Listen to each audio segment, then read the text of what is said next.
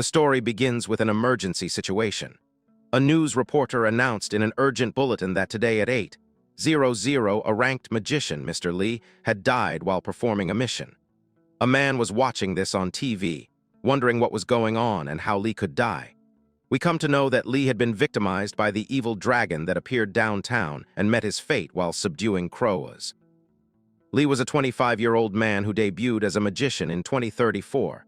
After that, he resolved countless incidents, was beloved by the public, and now memorial altars for Mr. Lee were scheduled to be set up nationwide. The public, having received the news of Mr. Lee's death, was in great shock. This much was announced by the announcer, and the man turned off the TV, not able to believe that Lee could die because he was the protagonist of the story and should get a happy ending. Our boy was in shock, knowing this could not be real because Lee, who had just been announced as deceased, was actually a 25-year-old genius magician, a young hero recognized by the whole era. But the more critical fact was that the man was our boy's former classmate and the protagonist of the novel that underpins this world, the modern magician. If things had proceeded according to the original work, it would have led to a happy ending, and our boy believed he could return to the original world.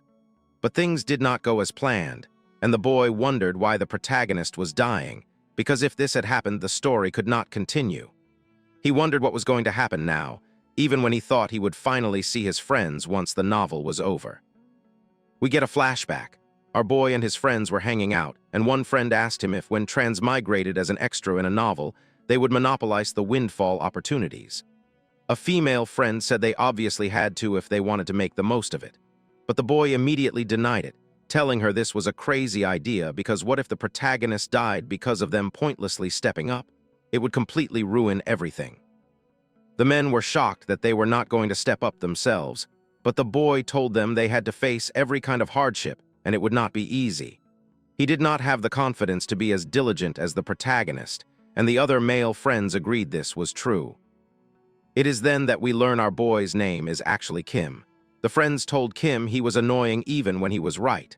They cheered their drinks and started drinking, but suddenly Kim's phone rang.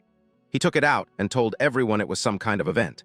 The friends wanted to know what kind of event it was. As the boy read the message, it was from the author of The Modern Magician, who sincerely congratulated him on winning the event and gave him a special travel voucher to a special place. The boy thought maybe the author was trying to send him on a trip, and everyone smiled, thinking it was a huge score. But one friend was skeptical, wondering if they had even entered such a contest. Thinking he might be going overseas, Kim immediately tapped yes and held the phone in the air, imagining he would enjoy his time. But just like that, 7 years ago he had been teleported to a different place, and everything had become magical. He told the transmigrated Kim not to step onto the spell circle while he was cast.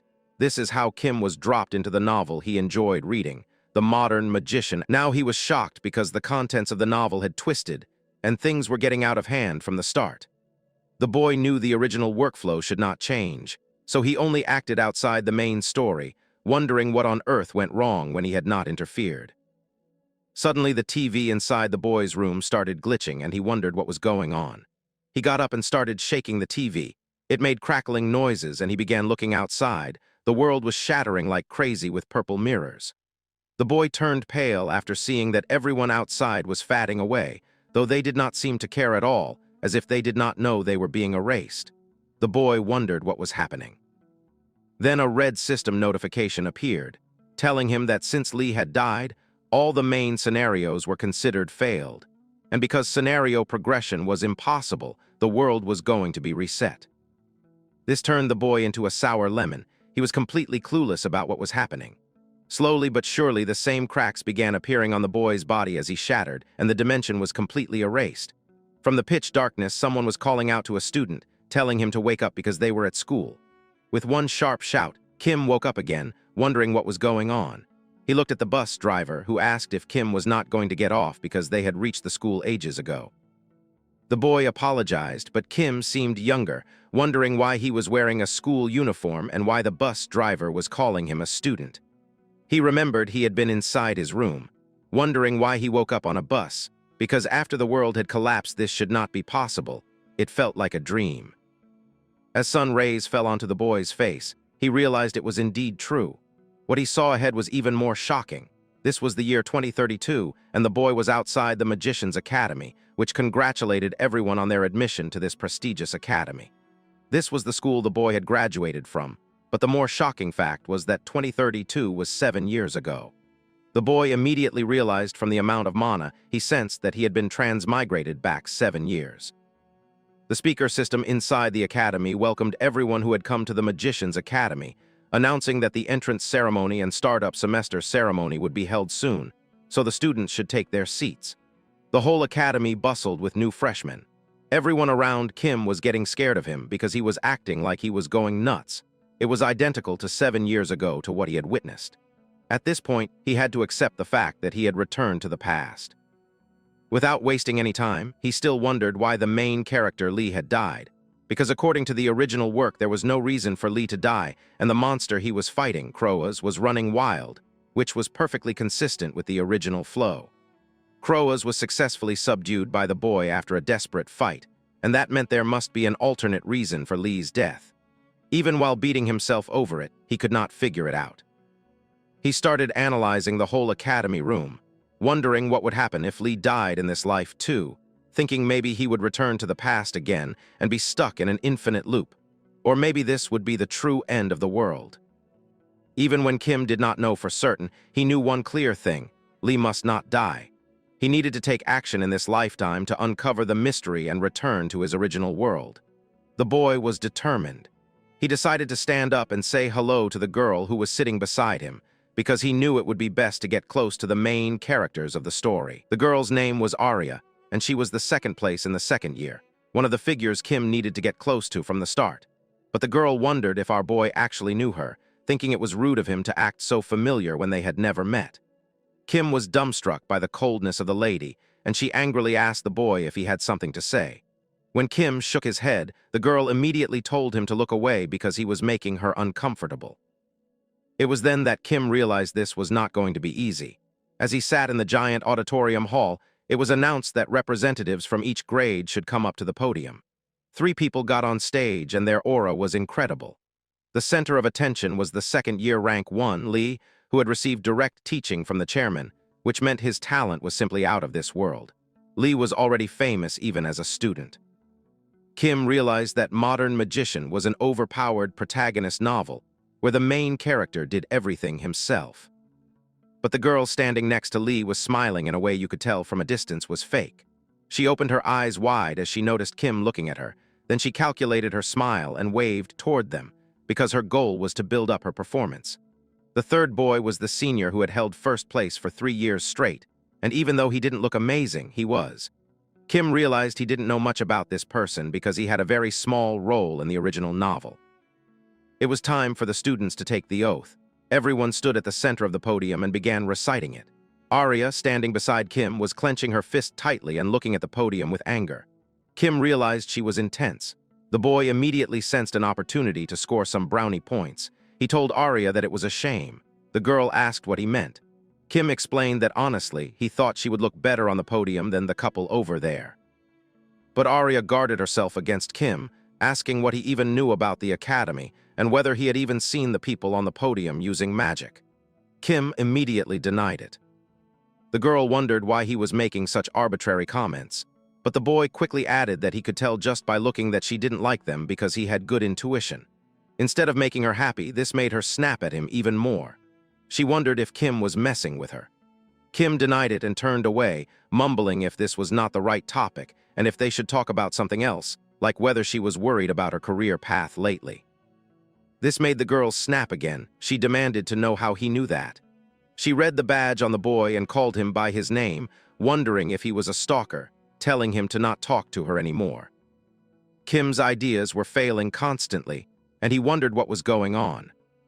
We come to know that the new semester at the Magician's Academy begins with an evaluation test held on the first day to determine the ranking. It was like a debut ceremony where students revealed themselves in front of the entire student body.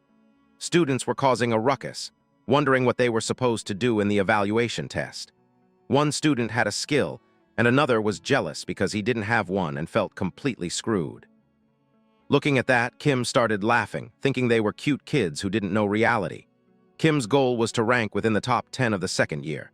In his previous life, Kim had received several offers for a B-rank promotion, but he ultimately remained a C-rank. Now, as Kim had to control himself, it was hurting his pride to just manage average results against these little kids. He decided he would show them the skills of a pro. But Arya was behind the boy and still getting pissed off just by looking at him. The scene shifts. On the stage, a girl used ice magic to attack multiple running puppets, subduing them instantly. Students were mesmerized by her looks and magic, realizing she was really good because she was one of the top students in the second year. Her face and skill were both amazing. Next was the second year's turn, and the first one was Arya herself. She used flame magic and formed a ball of fire in her hand, shooting it at the puppets, burning them to smithereens. Kim knew that if Lee wasn't in the academy, Arya would have been legendary, but Lee was something else. He took out a sword and slashed the puppets with one swift move. He didn't even need more than 10 seconds to finish them off. Lee smiled, while Arya was clearly frustrated. Kim knew Arya was skilled too, but Lee's performance was basically professional. Arya was always stuck in Lee's shadow for first place, so of course she was frustrated. Then it was our boy's turn to come up. He was happy that it was finally his time. But the teachers wondered who this Kim guy was. One of the teachers in charge of the first years last year said Kim was in their class, but he didn't really stand out, so no one remembered him. According to last year's records, Kim had talent in enchantment magic, but they were shocked because Kim was empty-handed. They thought something must have changed, and his powers must have been upgraded. They got students like that sometimes. Kim began using his magic, and a blue orb formed in his hand. The teachers thought Kim specialized in what he loved rather than what he was actually good at, thinking he was more ordinary than expected. But one teacher suddenly noticed that Kim was using compressed manifestation to cast a spell, the first stage of manifestation magic, where mana is compressed to enable precise control over the next stage, the release. This advanced technique was called compressed manifestation. It was a technique only veteran mages could use, and even Arya and Lee realized something was extraordinary about the boy. Everyone wondered how a second-year student knew such a technique when it should not have been possible. Kim used all his experience, put on his fast knife, and used this mana technique to blow the puppets into smithereens. But before the spell even reached the puppets, the mana disappeared, and everyone laughed, thinking the boy was out of mana, that he couldn't do it properly. And what was the point of manifestation if he couldn't release? Kim wondered what had happened, knowing that he was crude. Suddenly, multiple notifications popped up as Kim wondered why the system window was appearing now when it should have done so much later. As the scene shifts, we see that the boy was back in his room, wondering why the system window had opened so early when it had opened around this time in the last life, and why everything was different. At that time, we come to know that a skill named Outsider Benefit had been opened for our boy. And as the main scenario had begun, the second life achievement was unlocked, and 3,000 points were acquired as a reward. The boy's achievement system had been activated, and the system told him that he could check information through various windows. He also received the clown's talent and got 5,000 points as a reward. It happened while the students were looking at our boy, telling him that if he was going to act all surprised like that, then he should just leave. The system told him that 232 people remembered his face, and even the main character Lee had taken interest in him. So 1,000 points were acquired as a reward, along with 4 main characters focusing on him, resulting in 3,000 more points. The boy had earned 10,000 points in that short time, and for him to spend those points, the Outsider's Benefit must have been forced to open. This was a transmigrator's privilege that only Kim possessed in this world because he had been transmigrated. He started checking the points he acquired, knowing that he could also gain them by becoming more famous through the reputation system. And among all the benefits, the most appealing one was arguably the point shop, because it was a cheat-like setting where the boy could purchase traits, skills, or items using the acquired points. But still, even though he had gotten so many points, he had now become a clown in front of everyone, which was pretty harsh. The boy had forgotten that he still lacked mana around this time and used the mana compression technique. But combining both his previous life and his current life, this was the first time he had ever received this much attention and earned this many points. Even when he disliked the clown talent part, he decided to check his current abilities. As the system notification popped up, he realized he had 10,000 points with Stamina of 42, strength of 34, mana of 21, speed of 30, agility of 32, and dexterity of 28. The boy was disappointed because he had poured so many points into his stats last time, but this time all his stats were reset. He even wondered when they would ever get back to the level they were previously. But now the boy saw this as an opportunity because he could reallocate his stats in this life. In this world, there were 4 systems of magic, named enchantment, manifestation, support, and summoning. Enchantment refers to close-quarters magic that enhances weapons or the body, so stamina is important. Manifestation is the traditional style of materializing and unleashing magic. Support and summoning deal with support magic and summoning magic, just like their names suggest. For reference, Kim chose the manifestation system as his speciality, and since he was going to use it, it needed to look cool. So he decided to prioritize raising his mana stat. Suddenly another notification popped up, telling our boy that now 320 people remembered his impression, and he would receive 1,000 points as a reward. The boy could not believe that it had gone up by 50 people in just a second. That meant that acting like a clown once was actually a good situation where he could earn points like this. Now the boy was not feeling so bad anymore because it was a total jackpot. But the number kept increasing, and it was even more shocking for Kim as he saw that now it was 400 people, and he gained another 2,000 points. That was more people than the entire student body. He wondered how they even knew him. It was then that Kim realized things were worse than he thought, because what Kim did was now uploaded on social media. Many people were watching it again and again because it was so funny. Even the boy didn't expect his test video to blow up like this. And even though it was embarrassing, Kim knew the points were solid. This was a good thing. He wondered if he could get a bit more, and realized that with how social media works, and with his clown title, he had a plan that was 100% guaranteed to succeed. He remembered something and thought that if he made a score with that, it would be 100% perfect. As the scene shifts to the next day, we see Kim walking over the dorms, and everyone recognized him from the video yesterday. Now even the boy didn't mind it at all, wanting people to chat away. We come to know that Kim himself made a second ID and was trolling himself all night. He drew the attention of many people and showed them the video. Thanks to that, he earned another 5,000 points. As the boy entered the class, everyone knew him and everyone knew who Kim actually was. A man called out to Kim and everyone thought he was a punk. But then he suddenly acted friendly, saying Kim was hilarious yesterday, and everyone felt refreshed after the boy ran off. Many students wondered how he ran out of mana like that, and how he even entered the academy with such a skill, thinking maybe Kim's family was rich. But Kim knew the blonde guy was actually named Park, the crazy psycho character in the early parts of the novel. He knew getting involved would not do him any good, so he tried to stay quiet.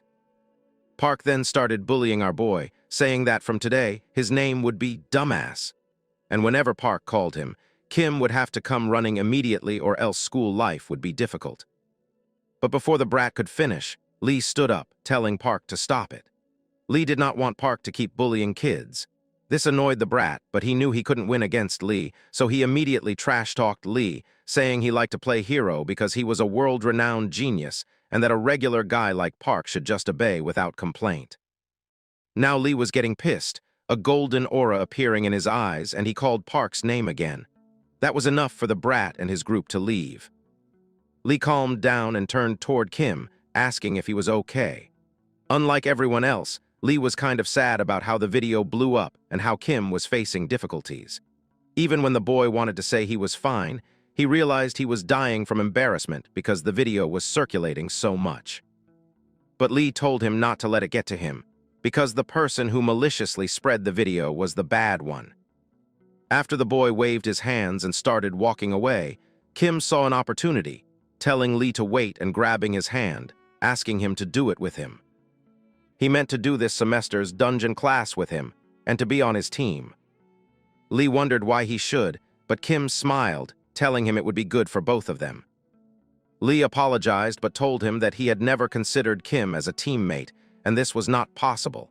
But Kim was ready to do anything to make it happen, telling Lee that there were 2 reasons why they should team up. Lee was intrigued, thinking that hearing them would do no harm. The first reason made Lee spit water on the floor, as Kim told him that he was the dead last in the entire second year. Lee just smiled, wondering if this was even a reason for him to join Kim's team, but Kim explained that there were adjustment points for all joint tests. And since the school's top student was Lee and Kim was at the bottom, their scores would be boosted. Even when fully it made sense, the risk was too big, so Lee was skeptical. But the second reason that Kim told him was that Arya had already recruited 2 low-ranking students for her team. And since Arya's specialty was area of effect magic, even with 2 low rankers she would probably breeze through it. Lee realized that this was true, but then suddenly Kim told him that there was a second reason. Lee was shocked, thinking that there were only 2 reasons. But Kim continued that even when he was someone at the last place, his skills were actually pretty decent for the last spot. Hearing that, Lee started laughing, telling Kim that he was really funny and that they should form a team. But the man still told Kim that there was one condition: he would get to pick the other teammates, wondering if Kim minded. But as the system told Kim that Lee was feeling a deep interest in him, and that he acquired 2,000 points as a reward, the boy did not have any problem at all. As the scene shifts, we get inside the class where the teacher told every student that the origin of magic dates back to the 14th century, and it consisted of only 2 systems and not the current 4. But this solid 2-system regime eventually collapsed. The teacher asked the students what the reason was, and Kim immediately raised his hand, telling the teacher that it was because of a man called the first enhancement-type mage who appeared in the 18th century. The teacher was impressed by how much Kim knew and explained that Hulkam's appearance was a massive shock to the medieval mages who touted the supremacy of manifestation-type magic. Because at that time, manifestation-type mages were no match for Hulkam at all. And from that point on, explosive research into manifestation magic began, and all this information dump continued. But we come to know that classical magic theory and complex formulas were difficult even for Lee, but not for our boy, because the outsider benefit gave him all the basic information. Therefore, when it came to written subjects, he was more confident than any other students because he could look into the system at all times. People started comparing Kim to Hermione, wondering what the point was of listening to class so hard when Kim was only at the last place. But now the boy was getting annoyed, telling everyone that if they were so envious, then they should answer the questions. As the class was dismissed, the teacher wished them a pleasant lunch. All the students started going out, and suddenly someone called out to Kim. As the boy turned around, we see that it was Lee who wanted them to celebrate becoming a team together. They decided to eat lunch together. They grabbed their lunch from the cafeteria and spotted an empty seat. But suddenly another boy called out to Lee and told him to come over there. Kim knew this guy as Shin, who wondered why Lee was so late. Kim knew that Shin was one of the main characters of this world and Lee's best friend. And since high rankers teaming up together didn't yield good scores, they split up this time. Even Shin knew who Kim was because he also saw the video and heard how Lee and Kim had gotten close. Kim explained that earlier they decided to do the dungeon exploration together the day after tomorrow. Hearing that, Shin was shocked, whispering into Lee's ear that he was confident in taking first place even without the last place adjustment buff. So why was he going so far? And Lee told his friend that Arya was grinding her teeth this time, and she had also put 2 of the lowest rankers in her team. Shin knew that this girl was also intense, so Lee had to do what he had to do. But the boy decided to just eat, and even Shin was hungry. While the 3 were eating and talking, the girl from before also noticed it and realized that Kim was the person who was posted on social media. We come to know that this girl was named Sion, and her friend wondered what she was looking at. Sion ignored the question, telling the girl it was nothing, while she kept peeking at Kim, wondering how he got close to Senior Lee. As the scene shifts, we come to a place meant for training the students, and Lee was also there trying to use manifestation once again with a controllable amount of mana, so that the orb could be formed nicely and he could get to the release state. And after that came manipulation, which controlled the orb of energy towards anywhere Kim wanted it to go, and the orb landed straight on the target without missing the mark. The students realized that Kim was not completely terrible and it was better than they thought. But while Kim faked looking at his watch, he could hear everything and was getting annoyed. As the scene shifts, he was back in his room once again, knowing that before Regression he used to buy stats with points vigorously without much thinking. And while this was good in the beginning, the more he bought, the more the price went up, and he couldn't handle it. The price of base stats increased by 10 points for every 10 purchases. It was the same logic as leveling up becoming harder the higher a person's level gets in a game. Now, as the boy had got a second chance, he decided to look at it long-term. Rather than dumping points directly into stats, it was better for him to gradually raise his stats using traits or items that could increase magic power. He used the search function in the system and searched for traits related to his mana. He was searching for a trait that appeared in the mid part of the novel, but he suddenly saw a trait named Blessing of Great Nature. It was a rare trait that absorbed nature's mana and had a passive effect of acquiring additional magic power that could acquire up to 150% extra mana, along with nature's rest that increased the boy's mana recovery speed by 50%. But the active effect was still locked and was only unlocked when proficiency grade rose. The boy looked at the passive effect and knew that his HP and mana regeneration speed had increased 2x. And he had also worn the returnee's wristwatch, which he bought by selling a skill he inherited in this life. Because people could also earn points by selling traits, even when it was a bit of a waste, he used it really well. But thanks to buying Blessing of Great Nature and the returnee's wristwatch, his starting point was faster than before his regression. Kim was happy, but suddenly his phone started ringing and Kim wondered who would contact him when no one knew him. But as the boy took out his phone, he was shocked at what he saw. The boy was added into a group for the dungeon exploration, and there were 3 people besides Lee and Kim himself, named Jin, Yang, and Shin. The boy did not know anyone except Yang, wondering if they were all low-ranked. He knew about Yang because she is an important character later on, but she hasn't realized her own skills yet, so her role should be small for now. Lee wanted everyone to share their specialties so that they could get to know each other well. We see that Shin was a support type with secondary manifestation, and Yang was a manifestation type with ice attribute, and her secondary was support. Lastly, Jin was an enhancement type with his secondary as manifestation. Kim thought that he should also introduce himself as a manifestation type, but Shin made fun of him, telling him that there was probably no one in their school who did not know that he was a manifestation type. Even when Kim was annoyed, he told them that he just wanted them to know. The whole team decided that they would set Lei as the main and the rest of the members as support. And Kim knew that to aim for first place, they would have to do better than Arya's team. He wondered about who she picked as her own team members. As the scene shifts, we get to another class outside on the grounds, where everyone was practicing their specialties. A teacher told some girl that she was focusing too much on manipulation and neglecting a mission. But on the other hand, Arya was crazy and intense as ever, throwing fireballs straight at the targets without mercy. This was so mesmerizing to look at that everyone knew it was beautiful yet deadly. The teacher also knew that her skills were amazing, nothing short of innate talent and aptitude. But maybe the teacher thought that because she was young, she still needed refinement, as her use of magic power was a bit lacking. Just then, behind the teacher, we saw Kim, who shot his manifestation ball straight onto the target without missing. The teacher realized that it was pretty good, and Kim was excited as he hit the mark. The teacher had noticed Kim from the start, how he was so immersed in manifestation that he failed even at a mission. And now, with minimal magic power, the boy was pulling off perfect emission and manipulation without any worries.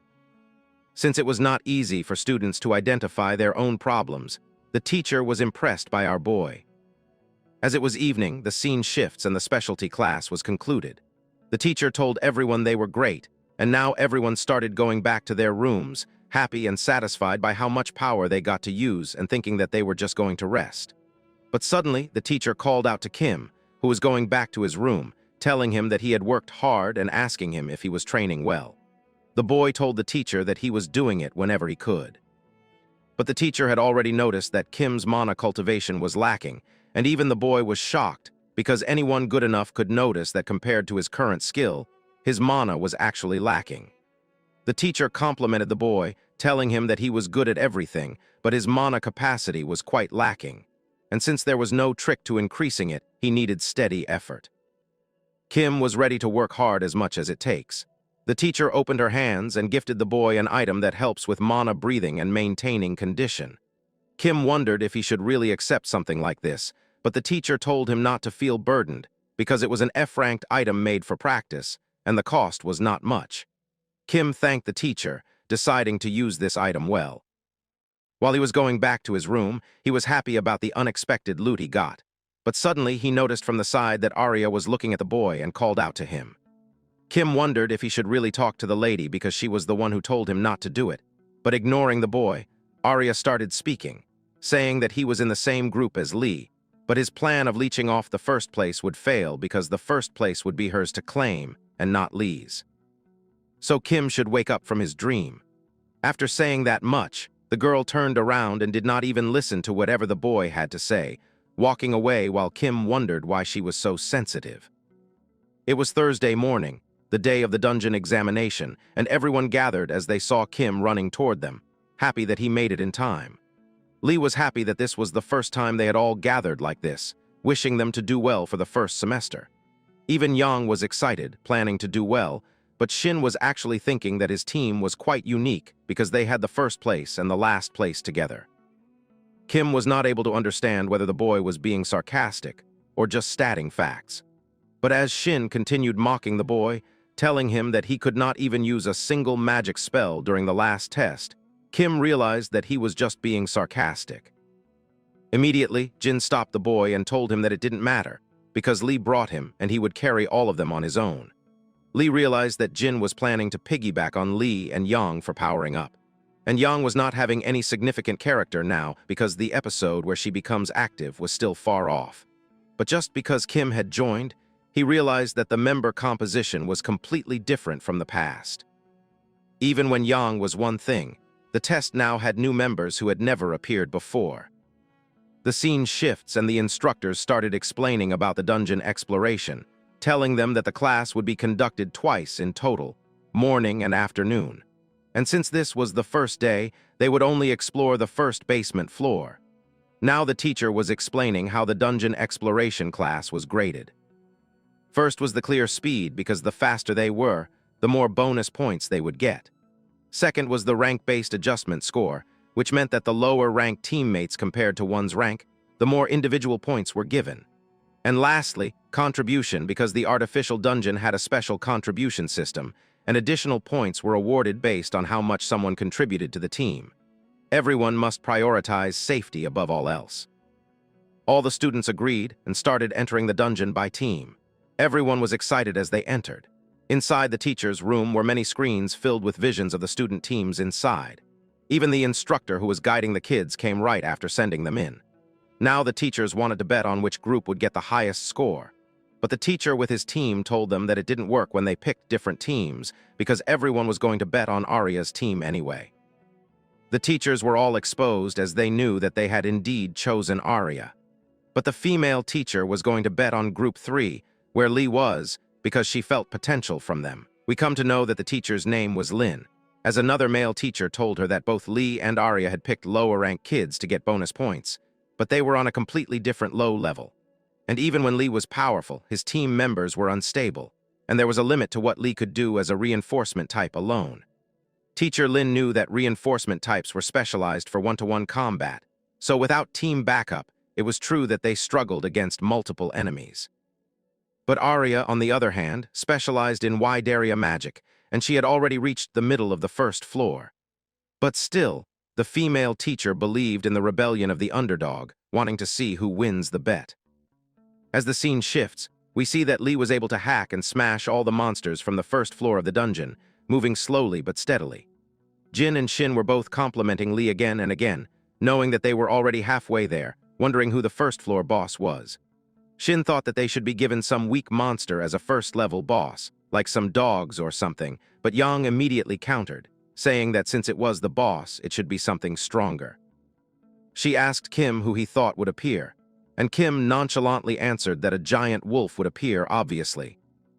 Shin immediately turned around, wondering how the boy knew that, but Kim just told him that he had his ways of knowing, thinking that he had already experienced it and everyone else was a fool. Shin once again started sarcastically mocking the boy, telling him that he was a pathological liar. But Kim told him to just be like that and not believe him if he didn't want to. Lee stopped the fight, telling them to hurry because it was an important mission at the end of the day. But suddenly Lee stopped everyone for a second, and Shin wondered what it was, thinking that maybe Lee also got scared sometimes. Instead, Lee told them that there was something on the floor. As the group saw it, they realized that it looked like a magic circle. And since they didn't know what kind of magic circle it was, they thought it was dangerous because no one would put it right in the middle of a dungeon. Shin thought there was no way the teachers would give them something this dangerous. But Kim came closer to the magic circle, looking at it, while Jin told him to be careful. The boy told him that he was fine and was just going to take a look, realizing that it was not dangerous at all and was just a simple barrier. Shin wondered once again how the boy knew that, but it was the same old answer that Kim couldn't give, that he had already deployed this kind of barrier in his past life. The boy even demonstrated in front of everyone by touching the magic circle, proving that it was really a barrier. Now Shin was getting annoyed. The teammates thought they couldn't get past like this, wondering if they would have to go back or if there was any other way. But Lee got ready with his sword to try cutting it, even when it was a barrier. As the boy summoned his golden energy and slashed through the barrier, it worked and the barrier shattered. Or so they thought, because immediately after that, the barrier healed itself in mere seconds. Even when Jin thought it would work, it didn't. Lee thought he would try the attack again and again for it to work. But now Shin thought that he would become the hero, telling everyone that he may look like a fat boy, but he was a support type, and he told everyone to just wait a little. But as he touched the magic circle, nothing happened. Shin was embarrassed, telling everyone that this was complicated and would take a long time, giving them a timeline of 40 minutes and saying that he would try to do it as fast as he could. But before the boy could do anything, Kim came for the rescue, telling Shin to step aside because he was ready to solve it. Shin was annoyed that his moment of glory was taken away, but the boy did not even care. Kim grabbed the magic circle with both hands and solved it. He activated his unique trait of outsider's benefit and decoded the magic formula. The formula told the boy that the magic barrier was low-level difficulty 1, and the first boss was going to be a wolf. After reading that, the boy dispersed the barrier, and as it vanished into thin air, Kim just smiled while turning toward his team, telling them he had succeeded. Shin wondered how it really worked and how it was so fast, and the system even told our boy that Lee was surprised by him, with his interest increasing even more. Since Lee's interest level in the boy was at level 1, Kim acquired 5,000 points as a reward. It was something new for Kim, as he wondered how he was getting points based on interest level. But now that the barrier was broken, the wolf came out. It was the first-floor boss named the Giant Wolf. Jin immediately looked at Shin, knowing that Kim was right. But before they could do anything else, the Giant Wolf immediately attacked Lee, who was ready with his golden sword, hacking and slashing through and giving multiple cuts to the wolf in one swift blow. And the boss was completely over. Everyone started praising Lee for dealing with the boss monster like a regular mob. Just like that, the first boss was over, and they started moving on. Outside the dungeon, the instructor came out from his room once again, telling Team 3 that they did good work. But since they were in second place for week 1, Lee wondered who was in first place. The teacher told him that the first place was given to Arya's Team 7 because they cleared it 30 minutes earlier than them. But Lee was not disappointed and instead was smiling, realizing that he had some good opponents. Both other characters started looking at their phones, noticing that the record for clearing the dungeon's first floor was 4 hours and 11 minutes, claimed by Arya. And Lee's team was only 2 minutes ahead of the third-place team, and at this rate, they might get caught. Still, Kim was being patted by Lee on the shoulder, with Lee telling him that they got second place thanks to him. Kim was not ready to take the compliment, but Lee told him that if Kim had not solved the barrier quickly, they would have fallen even further behind. On the contrary, Lee thought it was he himself who should have gotten them to first place. But Yang tried to motivate the man, telling him that it was because of him they got so far so quickly. Kim also supported Lee, telling him that it was only the first floor and the first week, and it was not over yet for his team. But suddenly, a female teacher called out to Kim. As he turned around, he was shocked because the teacher was from the support department, who came to make a proposal in front of Kim. The lady immediately grabbed the hands of the boy, telling him to transfer to the support department right now because they needed his talent. Kim was shocked, wondering what was going on, but he immediately denied the proposal without even thinking twice. But the teacher was not ready to listen. She told the boy about the terms, explaining that with her authority, she could grant Kim a special talent scholarship of 50 million. But the boy was not interested and firmly denied once again. The teacher wondered why he was doing so, but all the other students said Kim was crazy for turning down that offer because he was trash at manifestation. And if it were them, they would transfer without a doubt. All the other students also wanted to do the same. But suddenly a familiar voice asked Kim if he was really not going to switch. It was none other than Arya herself, who told the boy that special talents get a lot of benefits besides just scholarship. But the boy just smiled, thanking the lady for her concern, and told her that he was a manifestation type through and through. Even when Arya could not understand it, the scene cuts and shifts into the hallway. There we see Sion walking when she noticed a boy, Kim, who was cleaning the floor. Even when she tried to fake it, the boy immediately knew she did not care because she took his name wrong. Kim corrected her and the lady did not care, asking him why he was cleaning. Kim explained that he just did it because it was dirty. Even when the lady did not understand anything, she politely told Kim that what he did was kind, telling him to keep up the good work while deep inside thinking it was just a useless thing to do. But a system notification popped up, telling the boy that he had achieved the Snail Bride achievement and had acquired 1,000 points as a reward. Now we know that Kim could not possibly explain that he was cleaning to get the achievement. But as the cleaning was done, he started going away, and someone else was looking at our boy with a smile on his face. As the scene shifts, we see that a teacher was teaching students about various types of monsters, and there were many kinds: humanoid, animaloid, flying types, and more. But the most dangerous among them were the Manes. The teacher asked everyone if anyone knew why the Manes were dangerous. Kim explained that unless they voluntarily dropped their disguise or were on the verge of rampage, they were indistinguishable from humans. They were the root of all evil, feeding on human blood and controlling monsters. They had already taken deep root within society, and since there was no difference in appearance, it was impossible for ordinary people to distinguish Manes without equipment. However, in the situations mentioned, the Mane's eyes turned black, which was a prominent response. But now the boy remembered that there was going to be an episode this very weekend where a Mane appears for the first time, and it was about how Lee, despite being a student, gained attention again by subjugating a Mane. Kim thought Lee would probably handle it well on his own, so he did not plan to interfere. But just in case something unexpected happened, the boy thought he should check if there was any dangerous element around. And Kim also needed money if he wanted to follow Lee on external activities, wondering about what he should do. As the scene shifts, we see that inside the training ground Kim was cultivating his mana as multiple notifications popped up. His strength increased by 0.02 due to the effect of Blessing of the Great Nature, and he also gained an additional 0.03 magic power.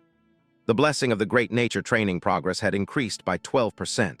We are told that whenever Kim had spare time, up until now, he continued training, and it had already paid off. He had accumulated quite a bit of mana.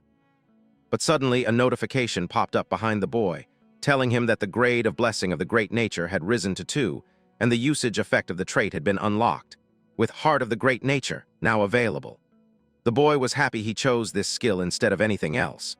He knew that even if the cooldown was a bit long, for 1 minute his mana recovery rate increased tremendously by 1,000%, so he could use it lavishly whenever needed. He was glad he was still a manifestation type.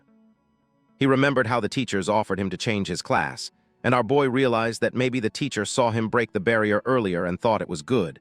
But in reality, the boy could not create such barriers and was just able to decipher them because he was an outsider. So the support department was out of his league. But still, getting the scholarship money was a good thing, and denying it was a shame.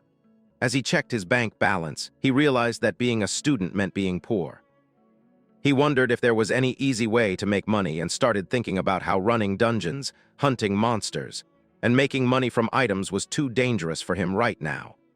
Even climbing the tower was difficult because, even if he could handle lower difficulty towers, he was still a student, and since he was still a minor, he could not get a license for tower climbing purchase. Then the boy realized something, but the scene cuts. Time passed, and it was night. The same teacher who was observing Kim told everyone that he had seen a commendable student today, who was Kim from year 2. Hearing that, both the female teachers, from the support department and the homeroom, shifted their attention to the teacher. He told everyone that Kim came to school early in the morning and was cleaning, and he was even focusing well in theory classes and participating actively in answering. So his class attitude was very good. Teacher Lin proudly told everyone that this was typical for manifestation kids, and even when someone tried to coax Kim out of the manifestation class, Kim was not the type to be easily swayed by that sort of thing. The teachers were happy to see such a diligent and sincere student in this age. But suddenly the scene shifts back once again, where we see Kim's idea somehow being connected to him not being a student of the academy. But Kim knew that he was a total genius to think of such an idea. Suddenly, a system notification popped up, telling our boy that he had gained the achievement Student Loved by Teachers, gaining 2,000 points as a reward. Ignoring that, Kim entered the point store and searched something named Synthesis, with a price of 10,000 and a purchase limit of 2 times. As the boy had done so much to receive the 10,000 points, he wanted the item to give him a goddamn pool of money. As the scene shifts, we come to Saturday morning. A strange man came toward a tower which was guarded by an inspector. The guard asked for the mage license, which the man took out. And we see that the man was none other than Kim himself, who was somehow a 25-year-old man with a mage license that completely looked like the real one. But as the security guard checked the identity card, something happened in his eyes. It was as if he were possessed, confirming C-ranked mage Kim, age 25, and even welcoming him for joining the dungeon. And even though the boy knew that the inspectors were not going to find out, he was still terrified inside, thanking the inspector as he walked outside. We come to know that Kim could also buy a new identity from the point shop, and he did so a few days ago. The details of the identity card could be set however he wanted, and as the mage license was special even in this world, they contained a unique magic formula, so forging one was impossible. Plus, he was wearing glasses with a color-changing enchantment, making his disguise flawless. He decided to clear the tower and then head straight to the river, because Lee was going to end up fighting a main at 9:30. The system welcomed our boy into the Tower of Trials, telling him that he may currently enter up to floor 27, and asking which floor he would like to move to. Kim selected the 10th floor, even when the system warned him that the floor had already been cleared and had lower reward quality. It didn't matter, since Kim's goal was something else entirely. As the scene shifts, we learn that portals are convenient transportation methods found in every tower. There are many types of towers in this world, and the monsters, strength, and trap difficulty differ from tower to tower. In the original side story of Modern Magician, something great had happened inside the Tower of Trials, but it was a place most people avoided due to its unusual difficulty. Even Kim was nervous when he saw a monster with multiple eyes and a wolf-like body.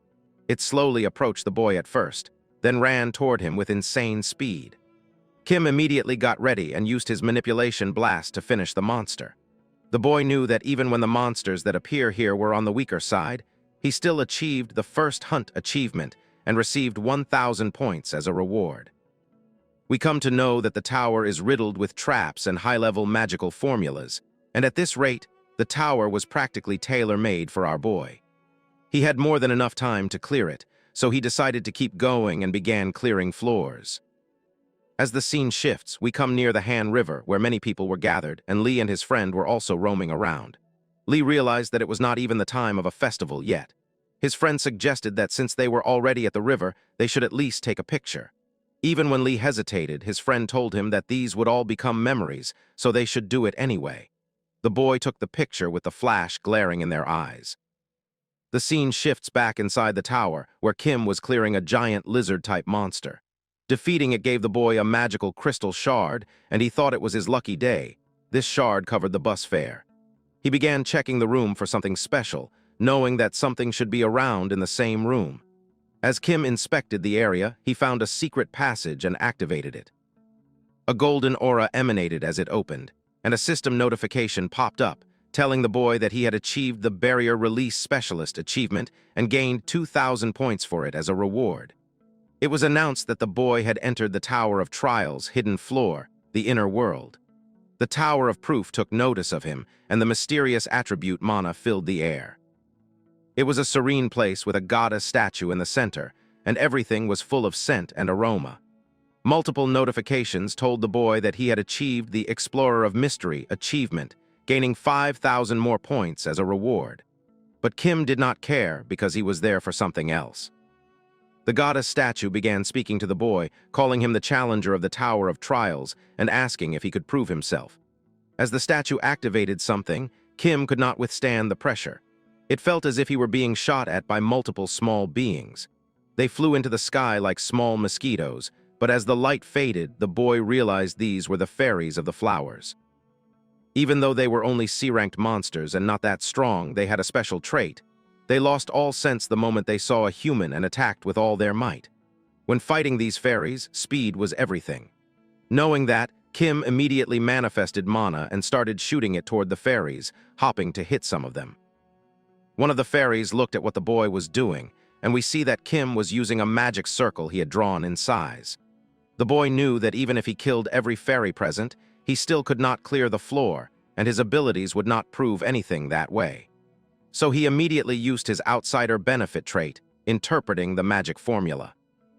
The formula told him that he would have to prove himself by using his unique ability, and this was exactly what the boy was doing. His ability worked by interpreting these formulas, an ability he gained as an outsider to this world. The boy finally achieved the recognized by the Tower of Trials achievement and gained 10,000 points as a reward once again. The space shattered, and the boy was teleported elsewhere. The system told him that the Tower of Proof bestowed its blessing upon him. He gained a skill named Proof of the Tower, along with multiple items. Red Dragon Soul Magic Enchanted Book, Sacred Herb Seed, 5 Sacred Herbs, plus 5 Magic Power Attribute Points, Mana Recovery Speed plus 20%, and Magic Power Output plus 10%. Kim was happy as he clenched his fists, and the tower congratulated him for successfully clearing the hidden floor of the inner world. As the scene shifts, multiple fireworks shot into the sky and the event was about to start. But Lee looked at his phone and showed it to his friend. As the boy looked at the photo, it was not them who were important, but a person behind them, someone with black eyes, the main feature of a main monster. The best friend was shocked, realizing that something was going on. A main monster, also called Imagine, was going to wreak havoc. But as the scene shifts again, we see that Kim was already standing right in front of the Imagine. Even though it was 9:30, he wondered why Lee was not at the place he was meant to be. The Imagine was screaming like crazy as its dark miasma spread everywhere, ready to wreak havoc at any moment. Meanwhile, Kim wondered if he should step in himself because this was not just any event. It was the main storyline. And if Kim acted for no reason and messed up the plot progression, then something bad was going to happen. But suddenly, a human approached the Imagine monster, asking it if it was okay. The monster had found its first prey, with crimson-red eyes ready to attack at any moment. Kim knew things were going to get bad, and without any further delay, the monster attacked the human who only wanted to help. Blood started dripping from his chest as he was thrown aside after being slain. The Imagine was now transforming, becoming bulkier and bulkier. Another female was near the monster, thinking she should run, but her legs refused to move. As the monster saw her, she became its next target. Someone from the terrified audience shouted that it was Imagine that had gone berserk. Kim thought he should take action only after the report had been made, but he was not the type to hesitate. He decided to screw the storyline and get to work instead. On the other hand, we see an inspector looking at the photo of Lee and his friend, confirming that the person behind them in the picture was definitely Imagine. We come to know that this man was actually named Jang, and he was a special task force agent. He was present at the location of the previous sighting, and Lee was helping him in any way he could. The man knew this was bad because, of all times, it was a festival, so there were a ton of people. These monsters get stronger the more blood they absorb. But as Lee was really sensitive toward mana, he sensed an immense amount of aura instantly. All three of them started running toward the direction of the surge, knowing it was definitely the monster. As Lee and the others approached, the audience wondered who the guy behind the Imagine was, holding only a single flimsy weapon that could fail at any moment. The girl screamed at our boy to save her, and just before the monster could attack, a table flew straight into the Imagine, making it lose its balance. Somehow, the boy hid himself, knowing the table had saved him. But still, the monster was not ready to give up. It chased the lady because defeating prey was its instinct. Kim knew the monster was at least B rank, so charging blindly meant certain death. Instead, he decided to pour all his mana in and use another mana manipulation ball aimed at the monster's weakness, the head. As the monster felt the splash of mana piercing through its skull, it became enraged even more, turning toward Kim and looking at him with a maniacal laugh. One side of its body was completely burned, but the boy knew he had messed up. The monster was healing, and the burn vanished in mere seconds. He knew he hadn't completely destroyed the brain due to the low mana he carried at the moment. Now the humanoid monster was going completely berserk as it surrounded itself with purple demonic energy. Kim ran as fast as he could, but as the monster pounced straight toward him, he decided to use his trump card, even though he wanted to save it. He activated the Heart of Great Nature. For 1 minute, his mana recovery speed increased by 1,000%. The boy used multiple mana manipulation balls. He knew that if he couldn't take down this monster within 1 minute, he was done for. But then he thought that even if he couldn't kill it in 1 minute, he didn't care because what he cared about was protecting others. After being hit by so many mana balls, the monster was injured through and through. Even when it tried to heal, Kim kept attacking again and again, even as the creature defended itself. The boy felt happy, telling the monster to keep blocking because it didn't matter, Kim was going straight for the head without thinking of anything else. This made the monster scream in pain and agony. Kim knew he was on the right track. If he kept it up, the monster was definitely going to be defeated. But the spark he had faded as 1 minute had already passed. At this rate, all the work he had done was going to vanish as the monster healed itself. The boy knew he couldn't hold it back any longer. But before anything else could happen, the special agent arrived and slashed off the monster's head immediately, then chopped the monster again and again so it could be neutralized completely. The agent told everyone that it was safe and that the situation had been neutralized. He introduced himself to Kim, thanking him because the situation was resolved easily thanks to him. The agent wanted to see Kim's mage license so he could verify his identity for the reward. But after looking at it, the special agent was shocked that Kim was only a C-ranked individual. He expected him to be at least a bit stronger. It was then that both Lee and his friend appeared.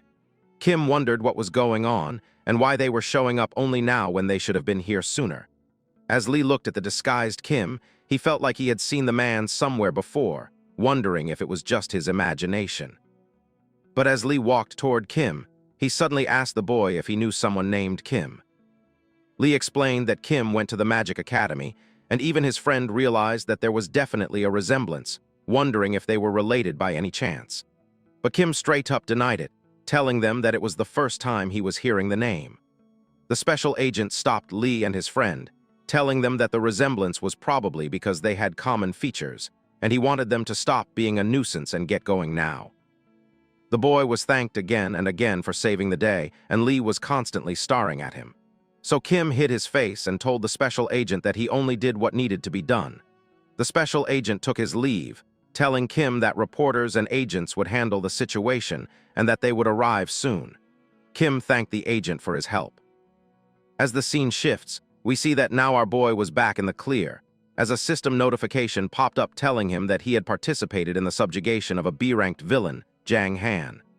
Kim wondered why this was happening, sure that it was going to change the trajectory of the story. The system detected that there was a small change and gave the boy 5,300 points as a reward. But then a strange notification appeared, telling him that causality had increased by 0.2 points. The boy wondered what causality was and learned that it was a trait acquired when solving important events in the main story. The amount of causality increases according to the changes made in the story. But now it was confusing for Kim, because if Lee died in his first life when Kim didn't intervene, then was Kim meant to intervene so that Lee could survive? The boy learned he could use multiple authorities by gaining causality, but they were all locked, except for the last skill, named Deus Ex Machina, which could let the boy achieve whatever he wanted for 100 causality. Reading that, the boy was triggered. With this skill, he could even return to the real world if he wanted to. Now, knowing there was a way to go back home, the boy decided to keep gaining causality. He knew he needed to start intervening actively. Now Kim had another purpose and was happy that he knew what to do. On the other hand, 15 million were transferred from the demon subjugation reward, deposited into his bank account. Kim couldn't believe it came in faster than he thought. He felt awkward bringing his weapon back to the dorm, so since he worked hard that day, he decided to relax with the money and not go back. Kim went to a 5-star hotel named Hotel Han. It belonged to a large corporation, a conglomerate with power, authority, and money, and they had a significant role in the original story too. As he entered, he was warmly welcomed by attendants and began looking around. Kim saw a man named Han, the vice chairman of the group and the first in line to be the next owner. We then learned that Sion was the sister of Han, invited to a party full of rich people. Kim realized that someone like her existed in the story too, even though he had met Sion earlier. The boy went inside his room and laughed while looking at the loot he got. But since the spear stood out too much, he definitely wanted to sell it. The enchantment book seemed usable later, so he decided to keep it, along with the herbs which he decided to give to Han. To do that, the boy started devising a plan, knowing he would have to wait until tomorrow. It was the next day, and the TV news reporters were going crazy over a man who had gained attention by conquering the hidden floor of the Tower of Trials. This person was merely a C-rank mage, and had also subjugated a rampaging monster at Han River after conquering the hidden floor. The Mage Association praised the heroic deeds of Kim and announced that they were considering a rank upgrade for him. The audience wondered how it had all happened in just one day, concluding that the man must have fought the demon alone in that situation, so the upgrade was well-deserved. On the other hand, a system notification popped up while Kim was relaxing in the hotel, telling him that he had given hope to 2 million citizens who were grateful for his courage. Multiple people he had never met were curious about him. A whopping 21,000 points were rewarded from just one news broadcast. Now that his identity was known across the internet, the boy decided to meet Han at Han Pharmaceuticals. Even the girls were staring at our handsome boy, recognizing him from TV. Kim felt that being famous wasn't so bad. But then he saw a muscular man walking toward him, realizing he was the Han family's bodyguard. And suddenly, an S-rank individual appeared as the elevator opened. The receptionist recognized Kim as the person from the news. The boy introduced himself and told her he would like to sell some herbs obtained from the tower, and he wanted the director to appraise them. As the scene shifts, we see that a woman was surprised that such a talked-about person was visiting her and bringing something even more surprising. This woman was named Yon, the youngest daughter of the Han group. She could feel the energy, but it was an item that didn't even have the basic mana stems that herbs should have. She told Kim it was tricky to handle, but still incredible. The lady wondered how he knew it was a special herb, and Kim simply told her that he had studied medicine for a long time. To him, it was common knowledge that divine grass was a special herb that amplifies the efficacy of other herbs, even though it had no effects on its own. Moreover, at this time, nowhere handled the processing method, which was complicated, leaving only genius pharmacists capable of handling it, like Han Group's youngest daughter herself. Even though Yon didn't quite understand, what mattered was the herb. She asked if Kim had further conditions, and the boy immediately stated them. He wanted 500 million won as advance payment and 0.005% equity stake in Han Pharmaceuticals. The lady was snapping inside, realizing Kim must not understand the scale of their group very well. But Kim knew he needed stock more than cash, because once divine grass became commercialized, it would monopolize the pharmaceutical industry, benefiting the company massively. Still, the lady was hesitant about giving equity, trying to suggest alternatives. But Kim expected this and instead asked for a VIP membership to the underground auction, along with ocean-grade creation and item procurement memberships, ready to pay the price for those.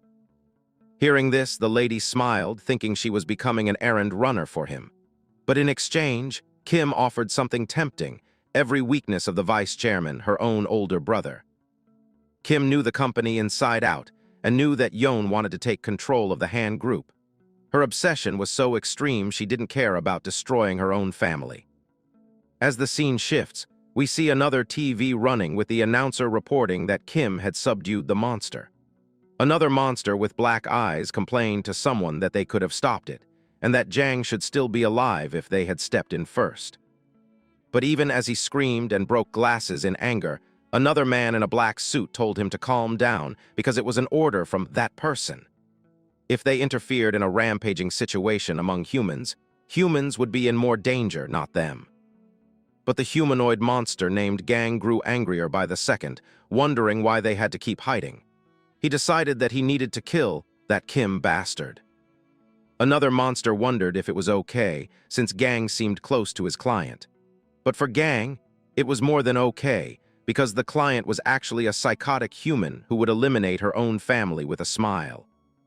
That client was none other than Yon herself, who now went to meet her older brother Han, standing before her. The lady had a devilish grin, which she tried to hide while waving her hand. As both of them met, they started heading somewhere inside the long car. The lady told her brother that it was nice seeing him again after so long, but her brother didn't waste any time asking her how work at the company was. The lady explained that the work was tough and dealing with people was draining, which mentally exhausted her. But the man smirked, telling her that their father had made his decision too hastily, and even when she was so young, he had already handed over company shares to her. The man told her that if it was too much, she could hand them over to Han any time, and when he became chairman, he would make her the vice chairman. Hearing that made the lady's face distort as she clenched her phone tightly, trying to control her anger. As the scene shifts, we return to the boys' room. Kim was back to normal as he started using 2 accounts to keep things safe. Meeting Yon had definitely been the right move because she even sold the weapon for him, and thanks to that, he came back without a single worry. The boy knew that Yon probably had strong intel because she agreed to the conditions he gave her, and Kim wondered if she was going to check whether the weakness he gave her was actually useful or not. But then a notification arrived on the boy's phone. It was Yon, telling him that she was ready to work as his errand girl for just 1 month. A system notification popped up, telling Kim that Yon now trusted him.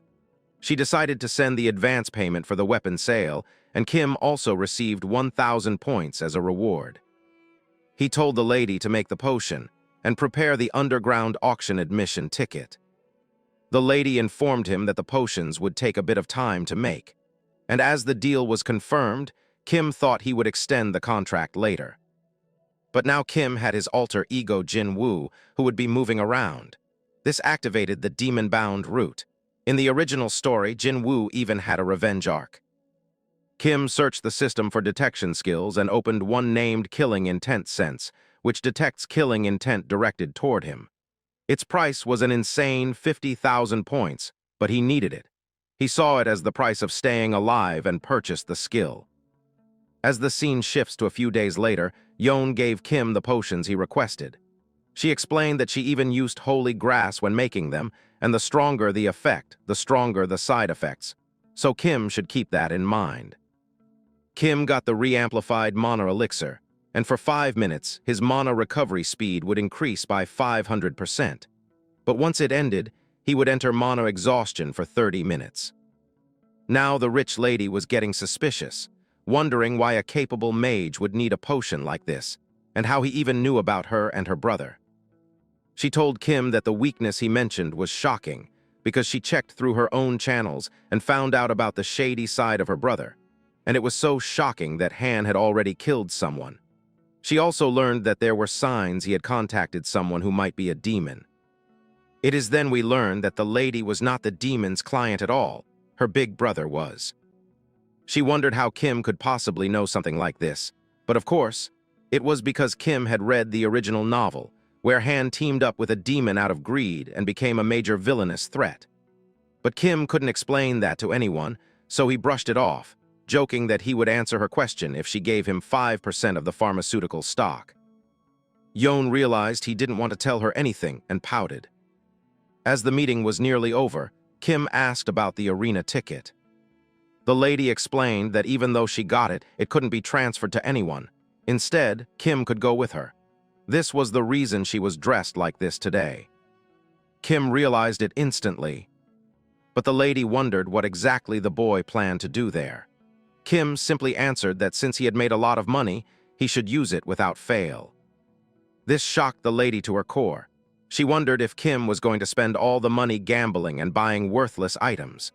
Thinking Kim was insane, she told him that Yon was deeply disappointed and her interest in him was dropping rapidly. She also told him that their deal would end this month. But the boy didn't care at all. He grabbed the items she gave him, knowing that once they walked out of the arena, he would earn even more of her trust without fail. As the scene shifts, We see the boy put on a mask and appear near the arena with a secret identity, grabbing their VIP badges. Someone told them that it had been a while since they had a VIP member in the auction. As Kim turned around, he immediately recognized that the man was a highly influential S-ranked demon and a top-tier villain named Harry. Of course he would be here because Harry was the host of the underground arena. Harry told them to enjoy their time. Kim was careful, making sure not to get mixed up with them. Inside the giant arena, which was both an auction house and a fighting arena, both Kim and the lady were shocked. Neither expected so many people and such an intense atmosphere. Kim told her that this happened because of Yang. The lady wondered who Yang was, and Kim explained that Yang was the most popular fighter right now, also a mage, who held the champion title for 3 years straight. In terms of pure combat ability, he was basically A rank. The lady thought that if he was so powerful, he wouldn't earn much because everyone would bet on him. But Kim told her that if she wanted to make money, she needed to do something different. The lady wondered what he meant. Kim approached a person and told him he wanted to place a 530 million won bet on the next opponent of Yang. Even the man taking the bet was shocked, wondering what was going on. The lady's mind went blank, wondering who Yang's opponent even was. Kim explained that his opponent today was a rookie, and this was his debut match.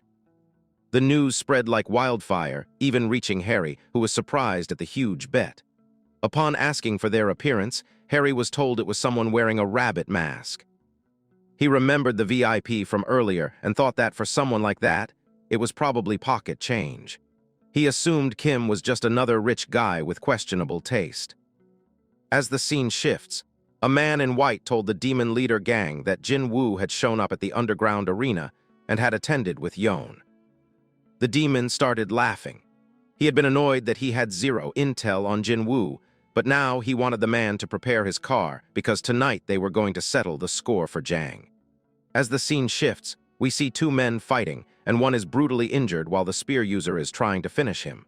The boy realized things were getting intense. It was announced that the man with the spear won the match and received the money. As the defeated man was carried out, likely to the hospital, everyone else started screaming because they had bet money on him and now lost.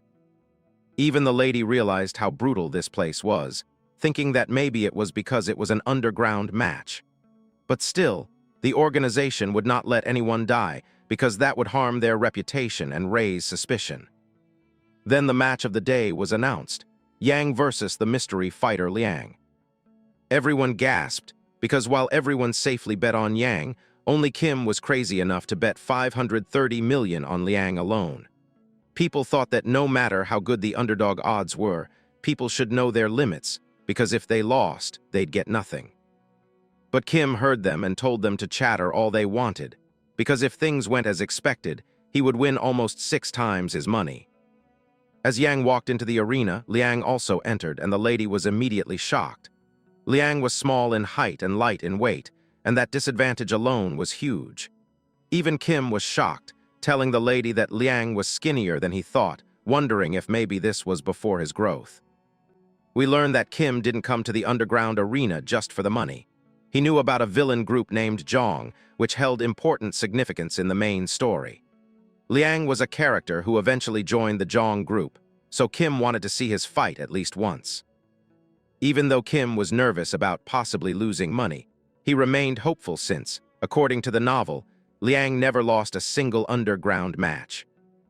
Yang, on the other hand, thought his opponent's level was too low to bother with. He immediately jumped toward Liang, thinking he would finish it quickly. But Liang swiftly dodged the attack and wondered why Yang was so slow.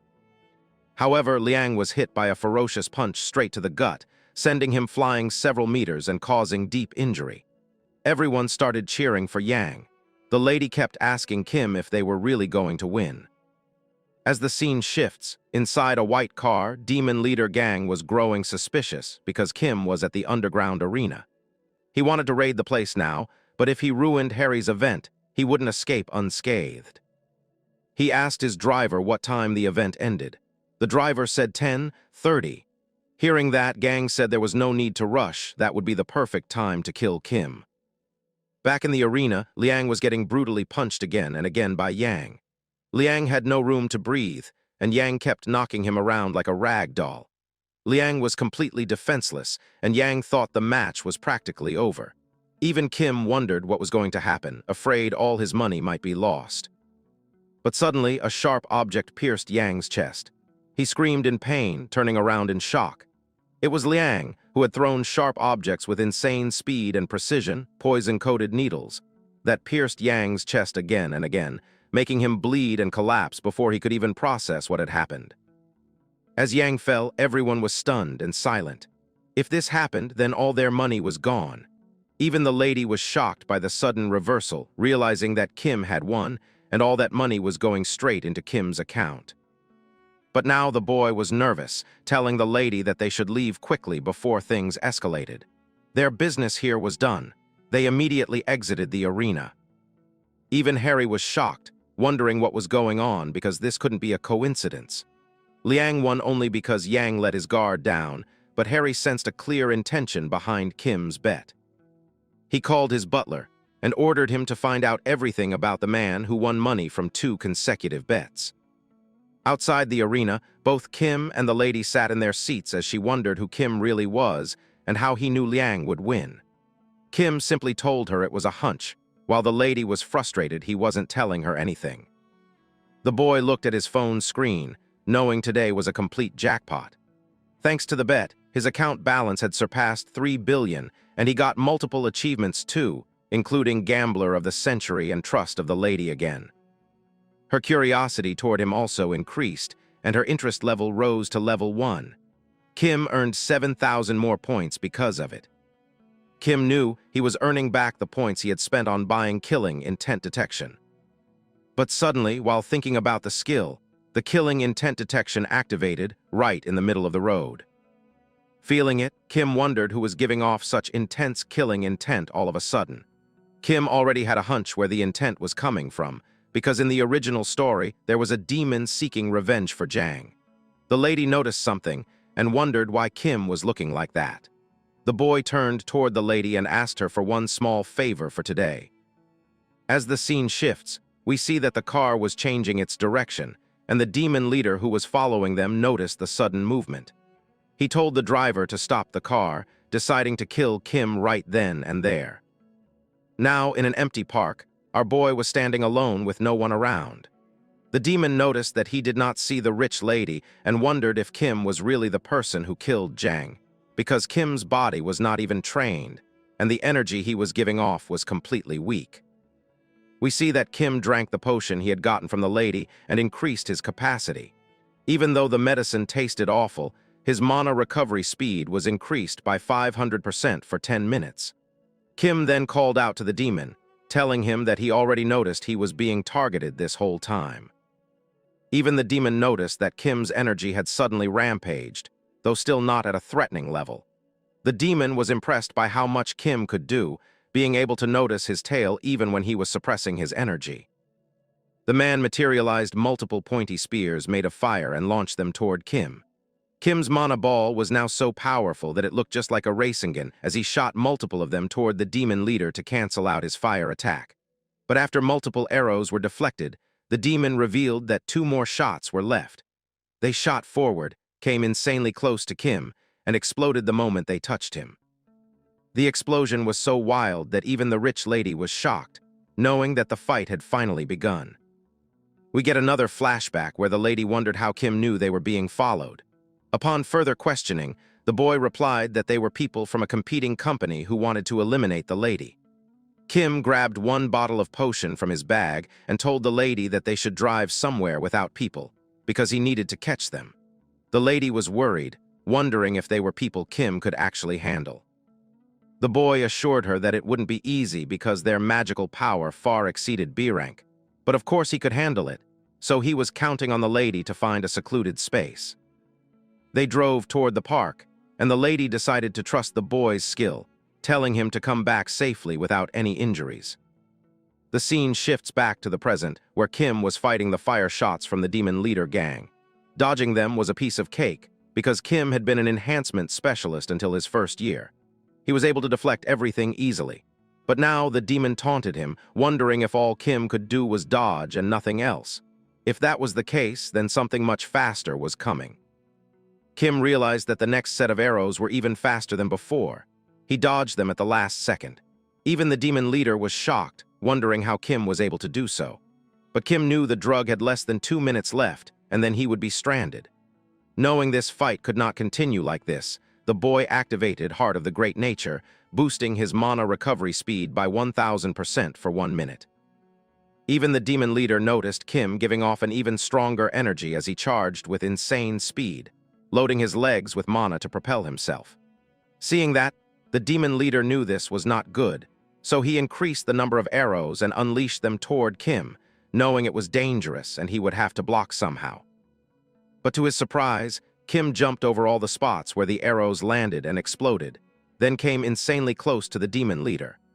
Knowing he could not use ranged attacks now, the leader grabbed an arrow and used it as a spear to keep distance from Kim, who was using a mana manifestation ball again. Just like that, Kim blew a visible hole straight through the demon leader's stomach. The demon wondered what was going on.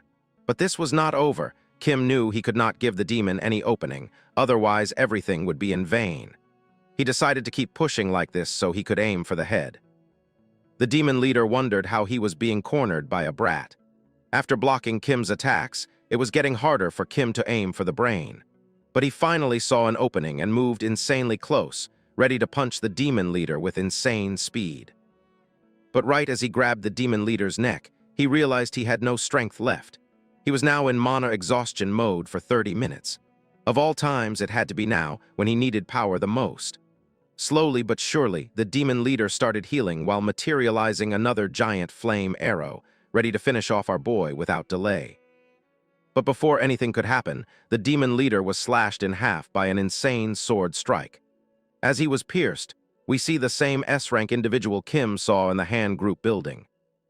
It was Jang Sugi, the S-rank individual known as the Sword of the Han family. We come to know that Jang Sugi was also known as the Sword Demon, a powerhouse who was ranked among the best in the original novel. He straight up cut down the demon gang, whose combat power also rivaled an A rank, all in a single strike. After that, Jang questioned the demon about how a mere demon dared to lay hands on the youngest daughter of the Han family. It was then that the lady came out, calling out to Kim and asking him if he was all right or if he was hurt anywhere. Kim nervously smiled, telling the lady that fortunately he was unscathed and didn't need help walking, because buying time until the lady could call for help had been worth it. The lady looked toward Jang and was happy that the old man came, telling him that her life was on the line too, and for that she should always bring the strongest person available. As a B-rank villain named Gang had died, a very minor change in the story was detected, and causality increased by 0.6%. Now CEO Yon was trusting the boy again, giving him 1,000 points as a reward. This quest was now feeling pretty rewarding for Kim. Jang called out to the lady again, wondering if he should report the incident to the chairman, because a demon attack was not a trivial matter. But Kim recommended against it, because if it became known that someone from the Han group had been attacked by a demon, it would cause significant chaos. Deep inside, the boy knew he did not need an event to blow up and deviate from the original story. The lady realized Kim was right, because if word got out, things could become complicated and annoying. She turned toward her bodyguard and told him that they should keep it between them. The man understood and agreed to keep it a secret. As the scene shifts to 3 days later, we see that the boy was casually leaning around, looking at his phone. We come to know that, in return for protecting the lady during the demon gang incident, she had offered to get Kim any information he needed. The information Kim requested back then was the timeline for the commercialization of the Divine Herb Potion, a new potion that accelerates medicinal effects, expected by genius pharmacists to skyrocket stock prices. The boy had poured his entire fortune into buying pharmaceutical stocks just for this moment. As the current time was 8:59, the boy needed to wait just 1 more minute. When the market opened, he saw money pouring in as the stock arrow went up and up. The boy was happy and crying at the same time, knowing that before Regression, he couldn't even afford a house after grinding dungeons his whole life. But that was how it used to be. Now making money was this easy, and it felt much better. But suddenly another notification popped up on the boy's phone. It was none other than the rich lady, asking Kim for a quick lunch tomorrow and mentioning a gift she had for him. Kim wondered what the gift was. The scene shifts to an expensive cafe where Yon was waiting. Kim was surprised that the lady had arrived early. She explained that it was a habit of hers. The boy told the lady that as the pharmaceutical stock price went up a lot, he made a decent profit thanks to that. Yon wondered if Kim had made around 50 million, but the boy told her that the amount was actually 3 billion in just one day. Hearing the astonishing number, the lady told Kim to consider it a small token of her appreciation. Kim thanked the lady for everything and wondered about the gift she mentioned. It was then that Yon revealed she found out the identity of the demon who had attacked them last time. His name was Gang, a notorious hitman disguised as a human. But through this investigation, she discovered someone who frequently dealt with Gang, none other than her own older brother, Han. This was not new information at all, because Kim already knew Han was dealing with demons, but he did not expect Demon Gang to be one of them. The information was interesting, but not concerning enough for Kim to call it a gift. The lady sarcastically told Kim that he was still so calculating even after they had saved each other's lives. So she placed something on the table, telling the boy that this was the actual gift, a gesture showing she was looking forward to working with him. She explained that today she was meeting him because things were going to get busy for a while. Kim wondered if something was happening.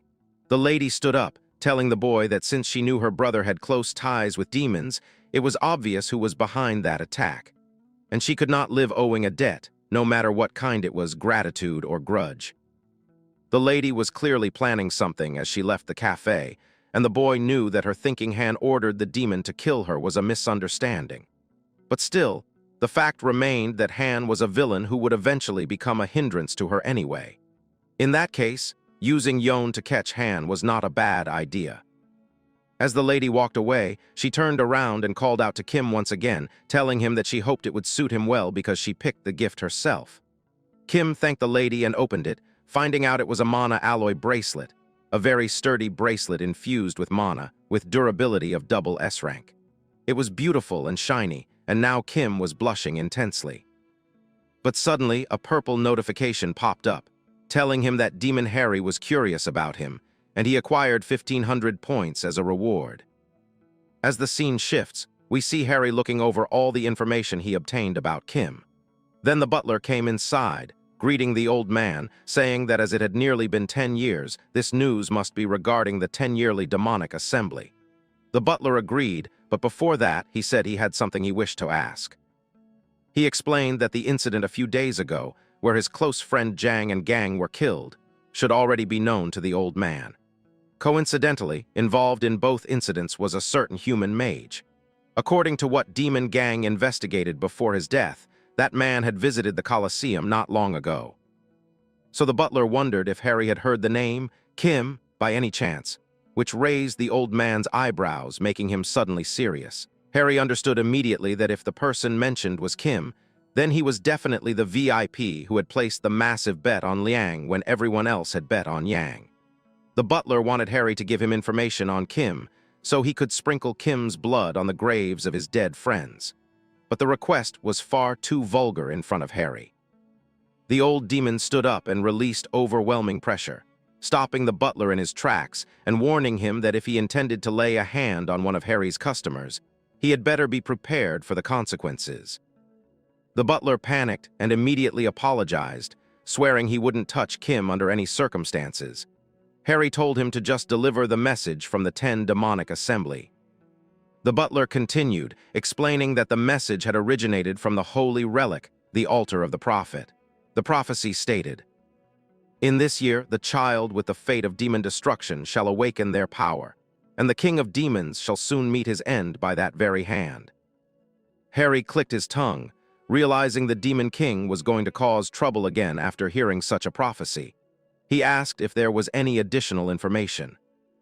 The butler revealed that, according to the altar of the prophet, the place where the child of prophecy, who turns 18 this year, currently resides is none other than the Magic Academy. As the scene shifts, we see the boy examining the scroll and the mana bracelet, knowing that he should refrain from acting as his older alter ego for a while. Harry's curiosity was becoming dangerous, and it wasn't time to get involved with him yet. For now, Kim needed to focus on more important matters. He opened the scroll, which contained a spell for a one-time protective shield that could block magic once, with a 12-hour cooldown. Kim absorbed it, knowing that the midterm exams would begin soon, an event where students stood before officials to demonstrate their skills. All the major characters were training hard for the midterms, including Lee and Arya. It was a significant event because it connected directly to Lee's career path.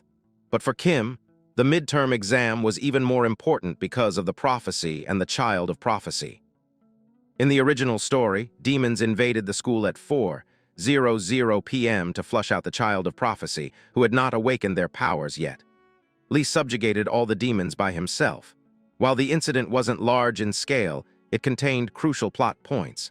This time, Kim would need to watch not only Lee but also the child of prophecy. As the scene shifts to the training grounds, the instructor called for everyone's attention.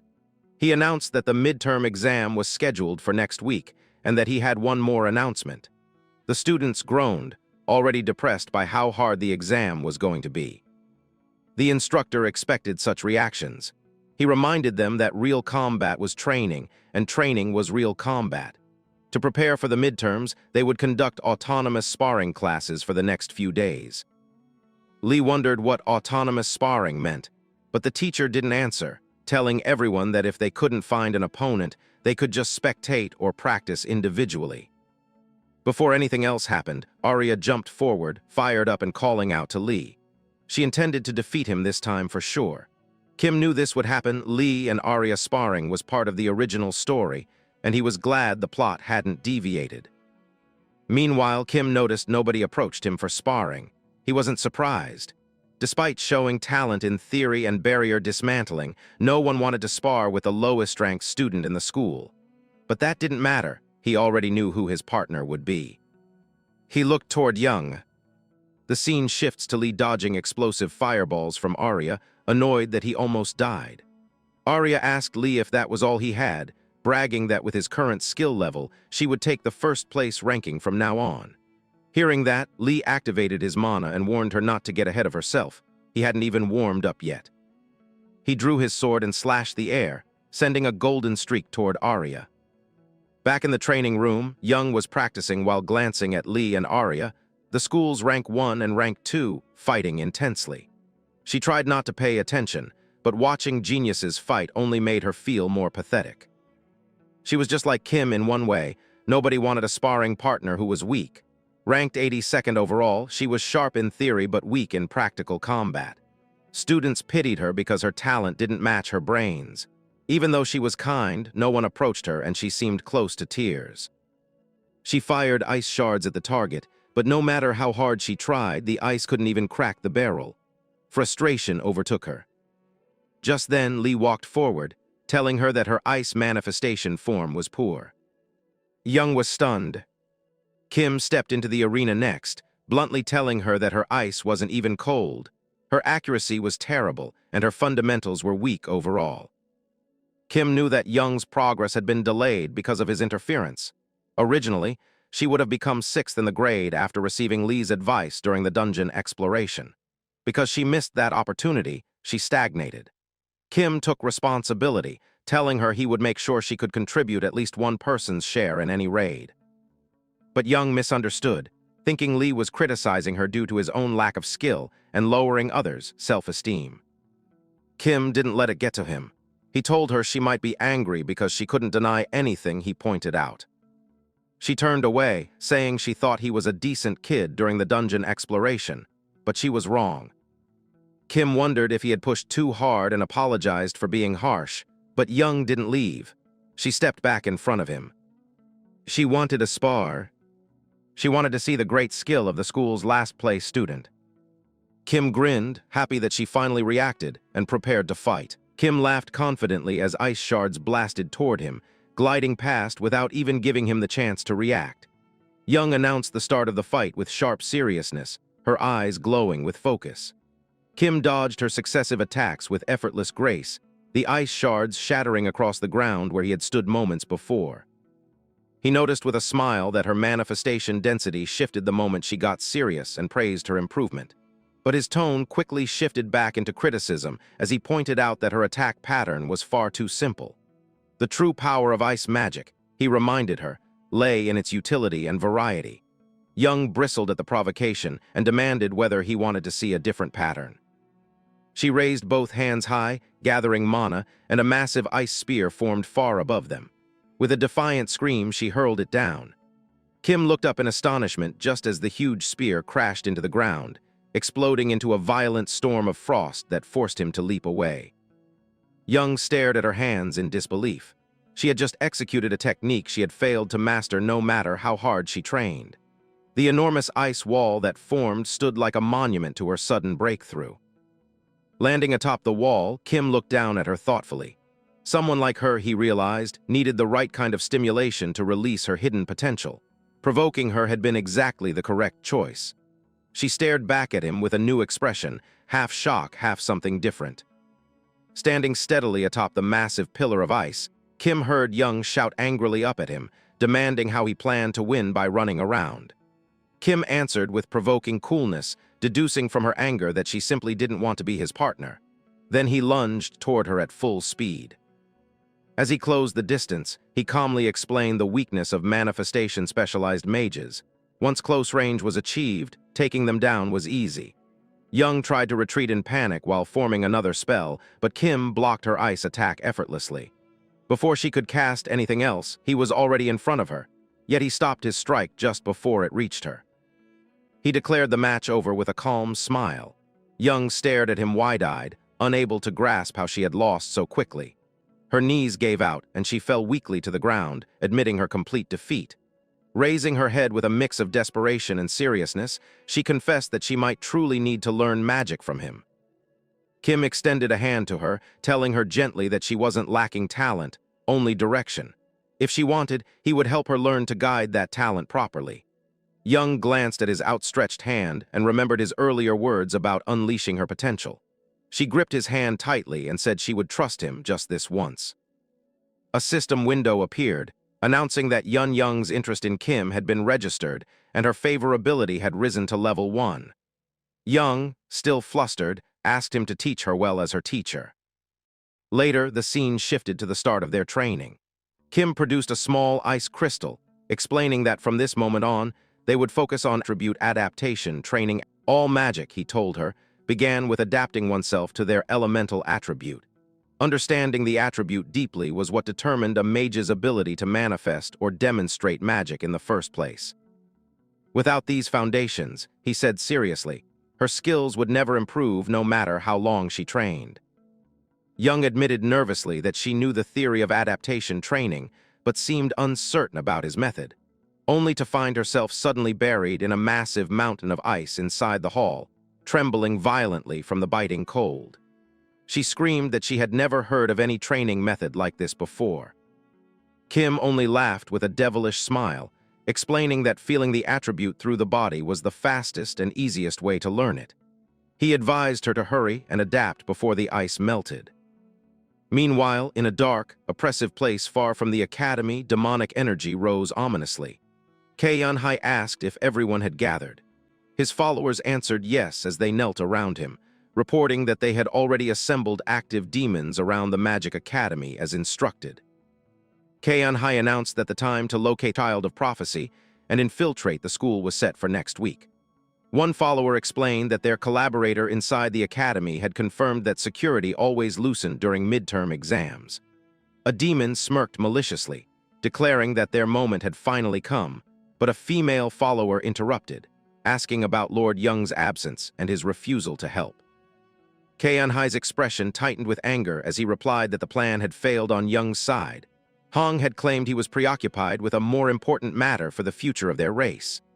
The female demon expressed deep worry, saying it was impossible to kill the Child of Prophecy relying only on 4 B-rank demons. Another mocked her, calling her a fool and asking whether 4 demons really needed more help to kill a single child. She shot back that lax security wasn't everything. Once scouts from all guilds rushed toward the academy, what exactly did he think he would do? Kai-Hai acknowledged her point, but added with a malicious smile that the situation changed completely if they simply detained those who might interfere. Suddenly, massive purple energy erupted around them. A towering barrier formed, sealing the surrounding space, the Great Demon Barrier. Standing proudly at its center, Kaon granted his demons permission to attack and destroy everything in their path. He assured them he would stand with them in battle, but reminded them sternly of their ultimate goal, killing the Child of Prophecy. Back at the academy, Kim continued guiding Young, telling her to focus on the attribute first and the form second. If she memorized the sensation with her entire body, he said, she would be able to imagine ice even without him present. Then suddenly, a perfect ice spear materialized in her hand. Young stared at it in pure astonishment, screaming joyfully that she had finally created an ice spear with her own power. Kim smiled proudly, pointing out that her rapid improvement after only a few days of training proved what he had always told her: she possessed true talent. A system notification appeared, announcing that Yun Hae-young's trust in Kim had increased, awarding him 1,500 points. She cheered excitedly, calling him Teacher Kim Kim, and declaring she would believe everything he said from now on. But her joy soon turned to suffering as she found herself buried up to the neck in another pile of ice. Kim asked coldly whether she could handle it. Trying to act tough, she demanded that he add more ice, though her trembling body and red face betrayed the agony she was in. Kim encouraged her to endure a little longer, insisting that all of this was for her growth. Shivering violently, Hae-young struggled while Kim watched seriously, silently vowing to make her strong enough to aid the hero in the future. From the upper balcony, a student watched the entire scene in stunned disbelief. Sion stared down at the scene in horror, unable to comprehend what Kim and Young were doing. From her perspective, it looked unmistakably like bullying. Frozen mountains trapping a student, a boy watching coldly and no adults intervening. Convinced it was excessive school violence that couldn't be ignored, she prepared to run and report it to the teachers. But before she could move, Teacher Lehigh Yang appeared behind her, watching the scene with a calm smile, remarking that witnessing the growth of talented students was always a beautiful sight. Seo Yun pointed down in panic, trying to explain what was happening, but the teacher cut her off quietly, saying she already knew. It was attribute adaptation training. The student froze in shock. This is training. Teacher Lee nodded, explaining she had been observing them since day one. Young, she said, had developed her mana manifestation in an impressively short time. But what truly surprised her was the judgment shown by the student who immediately understood Young's problem and guided her toward a solution. Sion blinked in astonishment, asking if she meant Kim. The teacher raised an eyebrow, surprised that Sion knew his name. Sion flusteredly denied any special familiarity, and the teacher whispered that she thought she only memorized the names of top students. Teacher Lee advised her to remember Kim's name well. He was someone with remarkable potential. When Seo Yun pointed out that he currently held last place, the teacher dismissed it gently, saying that people only judged final results, not how a person developed their abilities. She encouraged Sion to give him a chance to prove himself. With a confident smile, she said she looked forward to the upcoming midterm exams. Meanwhile, Kim stood still before a system screen, his face drained. "It's over," he muttered. A special discount advertisement filled the display, a space-time pocket, capable of storing 30 kg and summoning stored items anywhere. It was perfect for combat and everyday life, especially for hiding weapons. Even Kim admitted the item appearing in the discount store was great. But there was a problem. It cost 20,000 points, even after a 50% discount. Kim only had 8,500. He collapsed dramatically, crying out in misery, wondering why such discounts always appeared when he had no points. After regaining his composure, he calculated that he needed 11,500 points in 5 days, and he needed a guaranteed way to earn them. Just then, his phone buzzed. Teacher Lehigh Yang had summoned him to the faculty office. He arrived to find 3 students already there, Arya, Park, and Kim Kim. The teacher welcomed them warmly, announcing they had been selected for the second-year Manifestation System Special Class, an advanced class reserved for high-potential students regardless of grades. Kim privately noted that Lee was in the Reinforcement System Special Class. Joining this new one would allow him to interact with him more. Park shot to his feet immediately, declaring he strongly objected to Kim joining the special class. Pointing furiously at Kim, he argued that it was unfair to put the fifth-place student in the same group as someone who ranked last. Turning to Arya, he demanded her support. Arya responded coldly, asking why she should say anything. Everyone should mind their own business regardless of who joined what class. Park trembled in anger, muttering that this was exactly why she had no friends. Teacher Lee asked Kim for his thoughts on the objection. Kim answered with a confident smile, saying that if rank was the problem, all he needed to do was raise it. The teacher accepted this and told him to prove his skills in the midterm exam before joining the class. The scene shifted to the Coliseum arena. Kim and Young walked side by side as she asked whether reaching rank 80 or higher was even possible. He assured her that if they followed the plan exactly, it was achievable. She promised to obey his instructions. The second-year midterm exam was a cooperative battle. Each student paired with one partner to fight a summoned creature, the Green Giant. Kim explained that the monster could be instantly defeated by targeting the purple crystals acting as its weak points, though their positions changed constantly and were difficult to identify. Most students, he said, earned their grades simply by enduring and surviving. Only true geniuses completely eliminated the creature. When the battle began, Kim asked Young to create a path for him. She nodded and unleashed her ice magic, freezing the ground around them. Kim skated across the ice with speed while the Green Giant charged. Spectators mocked him from the stands, recalling his earlier humiliation and predicting he would suffer mana depletion again. A system window appeared. 254 people felt anticipation toward him, granting him 1,000 points. Kim realized they were expecting him to embarrass himself again. Suddenly, interloper benefits activated. Purple weak points appeared clearly on the giant's body. Kim leapt into the air, eyes glowing with focus. He had no intention of playing the clown this time. A barrage of precise magic beams shot from his hands, striking every weak point with perfect accuracy. The giants roared, rushing toward him, but Kim's hand glowed with power, and he allowed himself a small, satisfied smile. This was easier than he expected. But the relief vanished immediately. His face filled with shock as his eyes caught something in the stands. Kaeyeon Hai, the attack mastermind and demon leader, sitting among the audience, watching the time coldly. Horror filled Kim.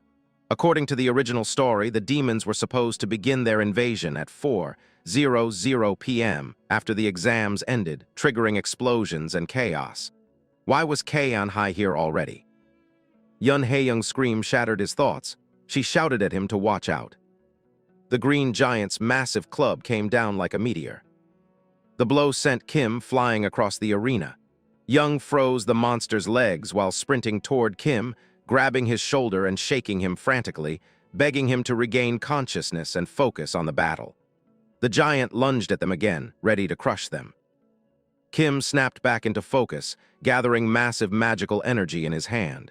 He roared at the monster to get lost and fired a devastating beam straight through its chest, obliterating it instantly. The arena fell silent in shock. The live stream chat erupted. Students couldn't believe what they witnessed. Some marveled at whether this was truly the last-place student. Others commented on his real combat level and analyzed how he had used condensed manifestation to strike weak points with perfect precision. It wasn't luck. In the stands, a powerful student watched with interest, remarking that Kim seemed far more capable than the rumors suggested. Cheers filled the Coliseum. Students praised both Kim and Young for their extraordinary performance. Overwhelmed with joy, Young threw her arms around him, shouting that they succeeded. Kim, still shaken by what he'd seen earlier, mumbled distractedly in response. System notifications flooded his vision. 582 people remembered his face, granting him thousands of points. Even prominent figures like Kim Deok Hyun and Park In Hyun showed sudden interest, though Kim hardly cared. The exam no longer mattered. He glanced up at the massive wall clock in the arena. The hands pointed to almost noon. His dread crystallized when he saw Kaeyeon Hai leaving the stands quietly. Events had completely diverged from the original storyline. Anxiety tightened around Kim as he wondered whether his earlier actions had radically altered the original story's course. If the timeline had shifted, then the outcome of saving the school was no longer guaranteed. As the scoreboard appeared announcing Lee and Arya's team in first place, and Kim and Young's team in second by a narrow margin. Young immediately noticed his pale face and the sweat dripping along his temples. She asked him in a worried voice if he was all right or if something had gone wrong. Kim quickly salvaged the situation, forcing a reassuring smile and claiming he was just a little tired. He told her he would head to the training hall to review some notes. Young's expression tightened with guilt, and she began blaming herself, convinced she must have done something wrong in the exam to upset him. Kim cut her off gently but firmly, telling her to trust herself more. Meeting her eyes directly, he said, "Honestly, you were perfect today." Young's face flushed red at the blunt compliment, and she thanked him with a shy, happy smile. Kim bade her farewell, encouraging her to rest well and assuring her that if she felt tired, she didn't need to worry about training. Yet the moment she disappeared from sight, his smile collapsed into a serious, tense expression as he contemplated his next step now that the future had become twisted and uncertain. He stood at the edge of the arena, his eyes scanning the scene with sharp intensity, telling himself he needed to confirm how far events had deviated from the original story. Quietly, he muttered that if the plot was still on track, something should happen now. And suddenly, he caught sight of Lee in the crowd. Lee was surrounded, practically suffocated, by guild representatives who rushed him from every direction, waving business cards and shouting offers. The Northwest Guild representative begged him to join, while the Heimdall representative declared he wouldn't move a single step until Lee agreed to sign with them. Voices overlapped wildly. A female employee raised a banner expressing her love for him. Another offered a luxury apartment ticket and an instant signing gift to recruit him into Sigma Guild, calling him King Lee. Lee tried to dodge them with a strained smile, reminding them politely that he was only 18 and not legally allowed to join any guild yet. But the representatives refused to back down, insisting he take their cards for later contact, hemming him in from all sides. A short distance away, a scout watched the chaos and whispered to a colleague that he had abandoned monitoring the third-year exams just to see Lee. Before the scene could intensify further, another voice rang out, someone calling for Kim. They announced that Teacher Jang was looking for him regarding his grades. All the scouts turned toward Kim, whispering among themselves about the student ranked dead last in the entire school. Yet even they couldn't deny that his performance curve had been stable and promising lately. Lee noticed Kim's immediate reaction and seized the opportunity. He dashed through the crowd, apologizing to the scouts, saying he couldn't keep the teacher waiting and promising to consider their offers later. The scouts groaned in disappointment at the lost chance, eventually dispersing to monitor the rest of the third-year exams. Elsewhere, Special Forces Agent Jang Hyun-soo asked his commander whether Lee's fighting looked good to him. Commander Kim Deok Hyun replied calmly that the performance wasn't bad. Hyun-soo mentioned Lee's skills were befitting of someone who was the third disciple of Chairman Kim Jinch, the strongest mage. But the commander corrected him with a thoughtful expression, nodding that Lee was still inexperienced and lacked real combat exposure. Hyun-soo laughed, teasing him for evaluating the boy as if he already belonged to the Special Forces. He reminded his commander they were only here to offer recruitment after graduation. The commander sighed and asked why Hyun-soo had come with him in the first place. Hyun-soo grinned, saying he regretted not being able to talk with him during the Han River Demon incident. The commander muttered that if Lee had fought the demon that day, he might have gained the experience he lacked now. Then his expression shifted as something clicked in his mind.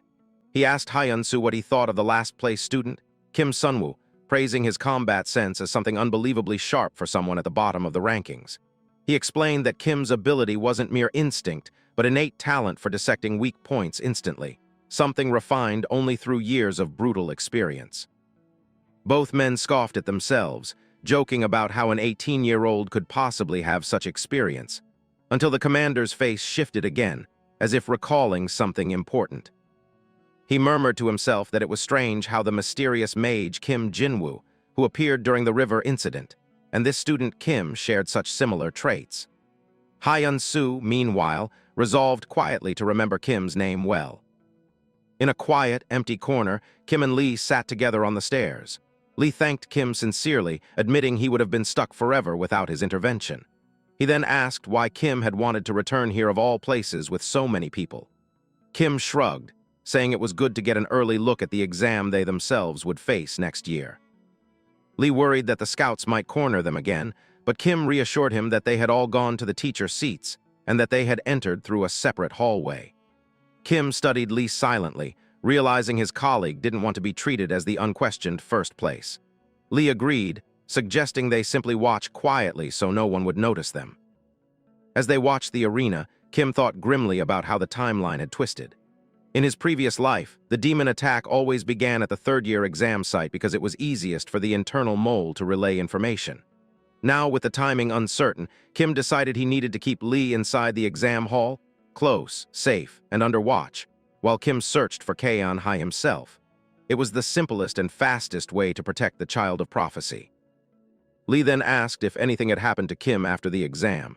Kim pretended to misunderstand, saying, "If you mean the scouts, it's fine. Stuff like that happens all the time." Lee smiled, relieved that Kim was okay. Kim let out a silent breath of relief. So far, the original plot had not completely collapsed. The duel in the arena began, announcing the start of the third-year exams. Outside, a disguised figure watched the scouts entering the hall, confirming that everything matched the internal mole's information. MANHWA asked in an icy voice about the plan's progress. His assistant revealed a concealed bag among the bushes and confirmed that monster-summoning circles had been planted throughout the school. She added that the monstrous Jinsen had been placed in a remote corner where no one would cross paths with him, since he went berserk upon sensing humans. MANHWA praised Yang Hyun's efficient work, though the assistant insisted the credit belonged to their master. Holding a glowing energy orb, MANHWA declared with sinister satisfaction that the time had come to begin hunting the child of prophecy. Suddenly, a bolt of magical energy blasted through the exam arena floor, sending shockwaves through the students. A girl screamed in pain. Park Minnie immediately announced her surrender due to the sudden danger, and the referee quickly declared Kim Chang-hun the winner of the final match. Lee cheered loudly, thoroughly enjoying the third-year exam. He praised Kim Chang-hun's textbook manifestation control and Park Minnie's disciplined movements. Kim, however, wasn't enjoying any of it. He scanned the audience carefully but found no trace of MANHWA, and suspicion filled him. Lee noticed his unease and asked who he was searching for. Kim instantly covered it up, claiming he was checking if any guild recruiters were looking for him. Lee laughed, reassuring him that someone would definitely make him an offer. Kim studied Lee quietly, thinking about how drastically the hero had grown since the semester began. Lee then asked curiously about Kim's own training method and how he had achieved his astonishing improvement. Before Kim could answer, a strange buzzing filled the air. A chill ran down his spine. His expression froze in shock as his eyes widened. This couldn't be happening. This moment, this event, had never occurred in his previous life. Students began wondering in panic what was happening when the massive barrier suddenly appeared, questioning whether they had done something to cause such a disaster, while insisting the teachers be called immediately. Confusion spread like wildfire across the grounds, as no one could understand if this was an unexpected accident or something far worse. And at the same moment, the hidden bag outside the academy began to glow ominously. The bag opened by itself, releasing a surge of dark energy as countless black portals erupted in every direction. A malicious smile curled across MANHWA's face as he ordered the attack without hesitation, and hordes of monsters and goblins surged from the portals, mercilessly assaulting students while screams of terror and pleas for help filled the air. Sirens began blaring throughout the campus as the system declared a sudden monster invasion, urging students and visitors alike to evacuate immediately to the safe zone. Before anyone could even react, an enormous purple barrier expanded outward and sealed the entire school off from the outside world. MANHWA stood before the barrier with triumph in his expression, proud that his plan had worked flawlessly, and that teachers, scouts, and powerful mages were now completely trapped inside, leaving the battlefield helpless and undefended. As goblins gathered behind him, he stomped on the ground with cold confidence, stating that without any hope of rescue, the child of prophecy would eventually be forced to reveal themselves. But before he could continue, a sharp red flash cut through the air from behind him, startling him as shock flickered across his face at the unexpected interruption. Two men in formal suits materialized, Kim Dekun wielding a massive red spear and Jang Hyun-soo with a sword. Having eliminated every monster in their path in a single instant, and announcing through their actions that the special forces had officially entered the battlefield. A wave of astonishment and relief swept over the stunned students outside, who burst into loud cheers, almost unable to believe that the elite special forces had appeared to save them. The truth was that they had originally come merely to watch Lee's match, yet now they formed a flawless defensive barrier, repelling the monster attack with brutal efficiency. Kim observed the scene closely, recognizing that Kim Deacon was leading the squad, and a nearby teacher reassured Lee that they would join the students trapped inside as soon as the barrier was lifted, urging Lee not to be afraid and to trust his teacher. Kim, meanwhile, acknowledged that the presence of the special forces would indeed shift the balance of power, but only slightly because one immense obstacle still remained. He stared at the towering purple barrier circling the academy and wondered how they were supposed to break through such an impenetrable shield. A student nearby was pounding desperately on the barrier with his fists, screaming for help from the mages outside, and cursing his luck for not having been inside the stadium when the attack started. Support teacher Kim Yun-jin intervened in a tense voice, explaining that lifting the barrier immediately required another A-rank support mage, and her expression darkened as she admitted there wasn't a single person with those qualifications among them, since high-ranking support mages were incredibly rare. She pleaded with the crowd to look more carefully, warning that doing it alone would take her at least 30 minutes, which was far too long for anyone trapped inside to survive. Hearing that number made Kim's stomach twist with anxiety, as he realized that holding out for 30 minutes against Kaeon High's monsters would be impossible, making the act of breaking the barrier pointless. He remembered how Kaeon Hei's barrier skills in the original novel were world-class, how even the hero Lee couldn't defeat him except with a surprise attack, confirming that attempting to break the barrier using ordinary means was hopeless. He was preparing to move and intervene himself when a female voice suddenly spoke up, offering her help. A young woman stepped forward, introducing herself as Yang Yang-yun, claiming she was an A-rank support mage who happened to be nearby, and assuring everyone she could handle the situation. She smiled confidently, but Kim's heart froze because he recognized her immediately. This was the demon Yang Hyun wearing a disguise. Exposing her now would cause massive suspicion toward him and would solve nothing, so he quietly stepped aside while she began activating her magic and politely asked teacher Yun-jin to support her, to which the teacher gratefully agreed.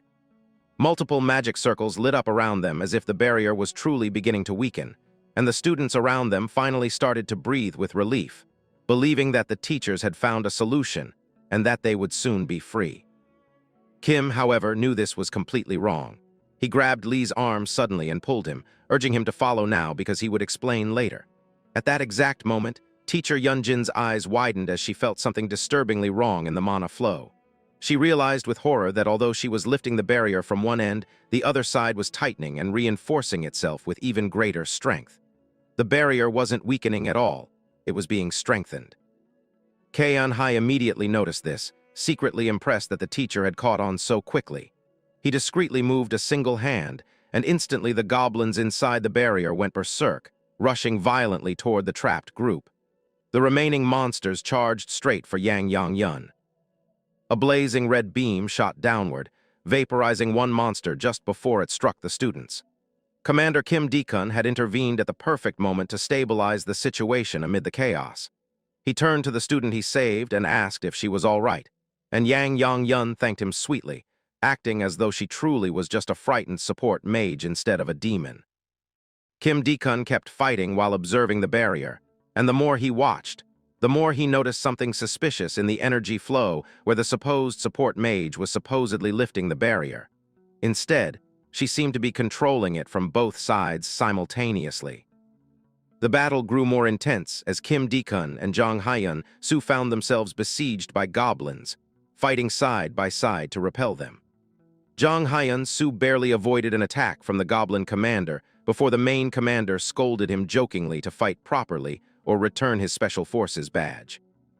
Jang Hyun-soo laughed confidently, promising to protect the honor of the special forces, while Yang Hyun observed them with a cold and calculating expression even as she pretended to be grateful for their protection. Meanwhile, Kim pulled Lee far from the front gate and into a secluded area behind the exam building.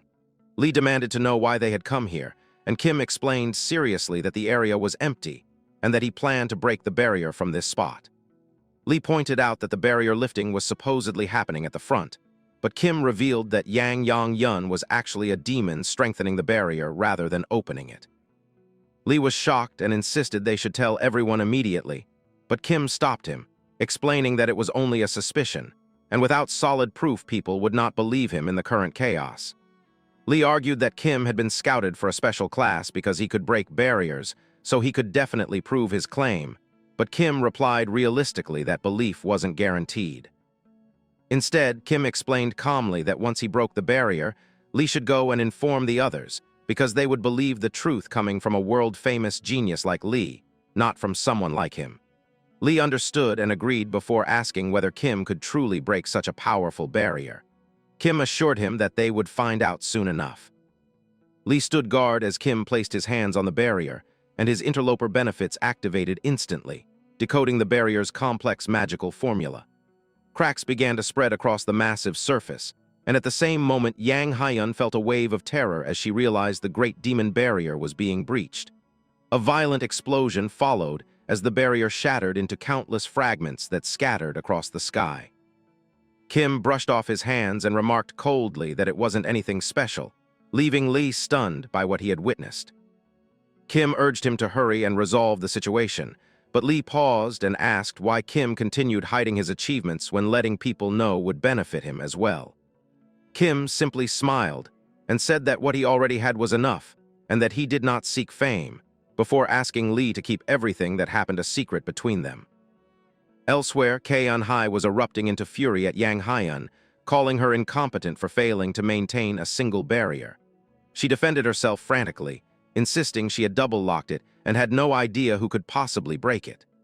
At that moment, exhausted teachers strode forward alongside the special forces led by Kim Dekun, who declared firmly that they would take control of the situation from here onward. Kim Deok Haiyun charged first, his long spear tearing through the monster ranks with overwhelming speed and power, while Jang Kal crushed goblins with brutal efficiency, displaying combat skills far beyond ordinary fighters. At the same time, teacher Li Hui Yang unleashed destructive thunderbolts that wiped out entire clusters of enemies, and teacher Jang Eun Kal praised the astonishing precision of her strikes, prompting her to return the compliment by acknowledging that his overwhelming force had not changed since the last time she saw him fight. Moments later, the battlefield cleared completely, and as the teachers thanked the special forces for resolving the situation so swiftly, the commander responded humbly that it had been their honor to assist. Jang Haiyun-su stepped into the center of the square with a serious expression, warning that the mastermind behind the attack could be hiding anywhere, and urged everyone to regroup and search. But before anything could begin, teacher Kim Yun-jin marched forward with fury in her eyes, announcing that while she knew nothing about the mastermind, there was someone present whose behavior had triggered alarming suspicion. Without hesitation, she seized the collar of Mage Yang Haiyun and demanded to know what exactly she had done earlier when she pretended to break the barrier. Jang Eun-kal attempted to calm her, but she shouted in the faces of everyone around them, pointing at Yang Haiyun and insisting that the woman might be a demon, stunning the crowd, who found her accusation extreme and unreasonable since Yang Haiyun had appeared to be helping. Whispers rippled among both teachers and students, many criticizing Yun-jin for her harshness towards someone who had offered aid, questioning how a teacher could behave so unprofessionally. Commander Kim Deok Haiyun watched silently with his deputy, and when asked whether they should intervene, he responded with measured caution that they should not step in just yet. Yang Haiyun took advantage of the rising doubt with malicious grace, smiling faintly as she explained that her delay in breaking the barrier had been due to needing to slow down for teacher Yun-jin's supposedly inferior skills, causing the teacher's anger to spike even further. Before the conflict could escalate, student Lee stepped forward and calmly supported the teacher's suspicion by explaining that every time an attempt was made to break the barrier, it became doubly reinforced rather than weakened. Students turned toward him in disbelief, wondering why he was here instead of at the third-year exam. Teacher Yun-jin immediately pressed him, asking how he knew this, and he answered with unwavering seriousness that he had sensed irregularities in the barrier's construction and operation. Even as he spoke, he remembered Kim's request to keep the truth hidden and felt guilty for lying, but justified himself by claiming he simply understood basic magical barrier theory. The crowd began to murmur again, this time with growing distrust toward Yang Haiyan. Someone suggested verifying whether any A-rank support mage named Yang Yun existed in the records, and when an employee checked on his phone, the shock on his face revealed the truth. Yang Haiyan instantly realized her cover had been blown and cursed under her breath as she contacted Kaeon Hai through their mental link, asking what she should do. He responded coldly that she must simply do what was necessary. A dark aura erupted around him, revealing his true form to the world. Commander Kim Dekun immediately recognized him as the demon leader and ordered his troops to arrest him, launching a devastating spear strike that Kaeon Hai narrowly dodged by slipping into the shadows, prompting the deputy commander to tense up and acknowledge that they were now facing an A-rank demon and that the situation was spiraling out of control. Yang Haiyan, now exposed and desperate, fixed her murderous gaze on Li and activated her backup plan. Her body warped grotesquely into a towering monster, while several other individuals transformed into demons alongside her, unleashing chaos as they attacked students mercilessly. Screams echoed across the courtyard as the demon woman, filled with rage, charged toward Li with the intent to kill as many humans as possible before she fell. Just as her massive fist was about to crush him, a sharp flash split through the air. Blood sprayed outward as her head and torso were severed by a single, immaculate sword stroke. Li stood over the fallen demon's body with a chilling calmness, his blade dripping blood as he coldly remarked to the dead creature that she had chosen the wrong place to pick a fight. As the battle subsided and the bodies of demons and monsters lay scattered across the arena, teachers and students stood panting in exhaustion. When the nightmare was finally over, Li bowed respectfully to Commander Kim Deok Haiyan and thanked him for his assistance, and the commander greeted him warmly, nodding it had been a full year since they had last met at the chairman's house. He praised Li's performance and predicted a bright future for him as a top mage, telling him to come later to collect his reward for slaying demons. Li thanked him modestly, though his eyes drifted toward the direction Kim's son Wu had run, understanding clearly that the person who truly deserved gratitude and recognition was Kim, who had saved him at the exact critical moment. Suddenly, Kim sprinted away at full speed, cursing under his breath as if he had suddenly remembered something terrible. A massive explosion of fire erupted nearby, and his expression changed instantly to horror as he shouted in denial. Through the roaring flames, he saw student Arya standing amidst a blazing aura, and the truth crashed onto him. She was the child of prophecy the demons were after. Jinsen loomed before her, staring coldly as he addressed Arya of the Magic Academy's second year, second-ranked, saying with disappointment that this was all she amounted to, before announcing that a dangerous battle was now inevitable. The demon mocked her potential, claiming she was probably holding back because she was burdened by the presence of an extra person, casting his disdainful gaze on the terrified young behind her. The scene rewound slightly to moments earlier when Arya had been training calmly with her friend before the demon ambushed them with a pack of goblins. Young had immediately tried to help, activating her magic and declaring she would fight alongside Arya rather than watch helplessly. But Arya firmly told her not to interfere and to run away while she gathered a massive fireball between her palms. Arya unleashed a sweeping inferno, insisting she would handle the enemy alone, but the demon dodged effortlessly, appearing before her in an instant, mocking the weakness of her spell and realizing she was not the one he sought. He seized Arya by the neck, lifting her high and nodding the strong magical power in her blood, but confidently asserting she could not resist him. Arya struggled for breath as her consciousness slipped away beneath his iron grip. Suddenly, razor-sharp magical shards slashed toward the demon, forcing him to block with his arm. Young had attacked him, standing bravely despite her fear, demanding he release Arya and declaring herself his opponent instead. The demon tossed Arya aside carelessly, mocking the emotional display of friendship, and advanced toward Young while gathering dark energy, asking scornfully what she thought she could accomplish with her level. Young knew she had no chance of winning, but she screamed with fierce determination that she would never abandon her friend and unleashed her ice magic at full power. She inflicted a deep wound that made the demon howl, and he stared at his injury in shock, horrified that it wasn't healing. He muttered in disbelief as he sensed the strange nature of her power, while Young stared at her hands in confusion, realizing her ice had transformed into something else entirely. Her mana drained rapidly, and she collapsed from exhaustion. The demon's eyes widened with a predatory smile as he realized he had finally found the child of prophecy, the mage born with the power to annihilate demons. He extended his dark hand toward the fallen young, vowing to kill her with his own hands immediately. Before he could strike, a firm voice cut through the chaos, declaring that such a thing would never be allowed, and Kim Sun-woo stepped between the demon and the girl at the crucial moment. He stated with unwavering certainty that the child of prophecy was far too important to die here, activated the heart of great nature trait, and allowed a powerful blue aura to radiate from his body as he smiled confidently, and informed the demon that the only one who would die today was him.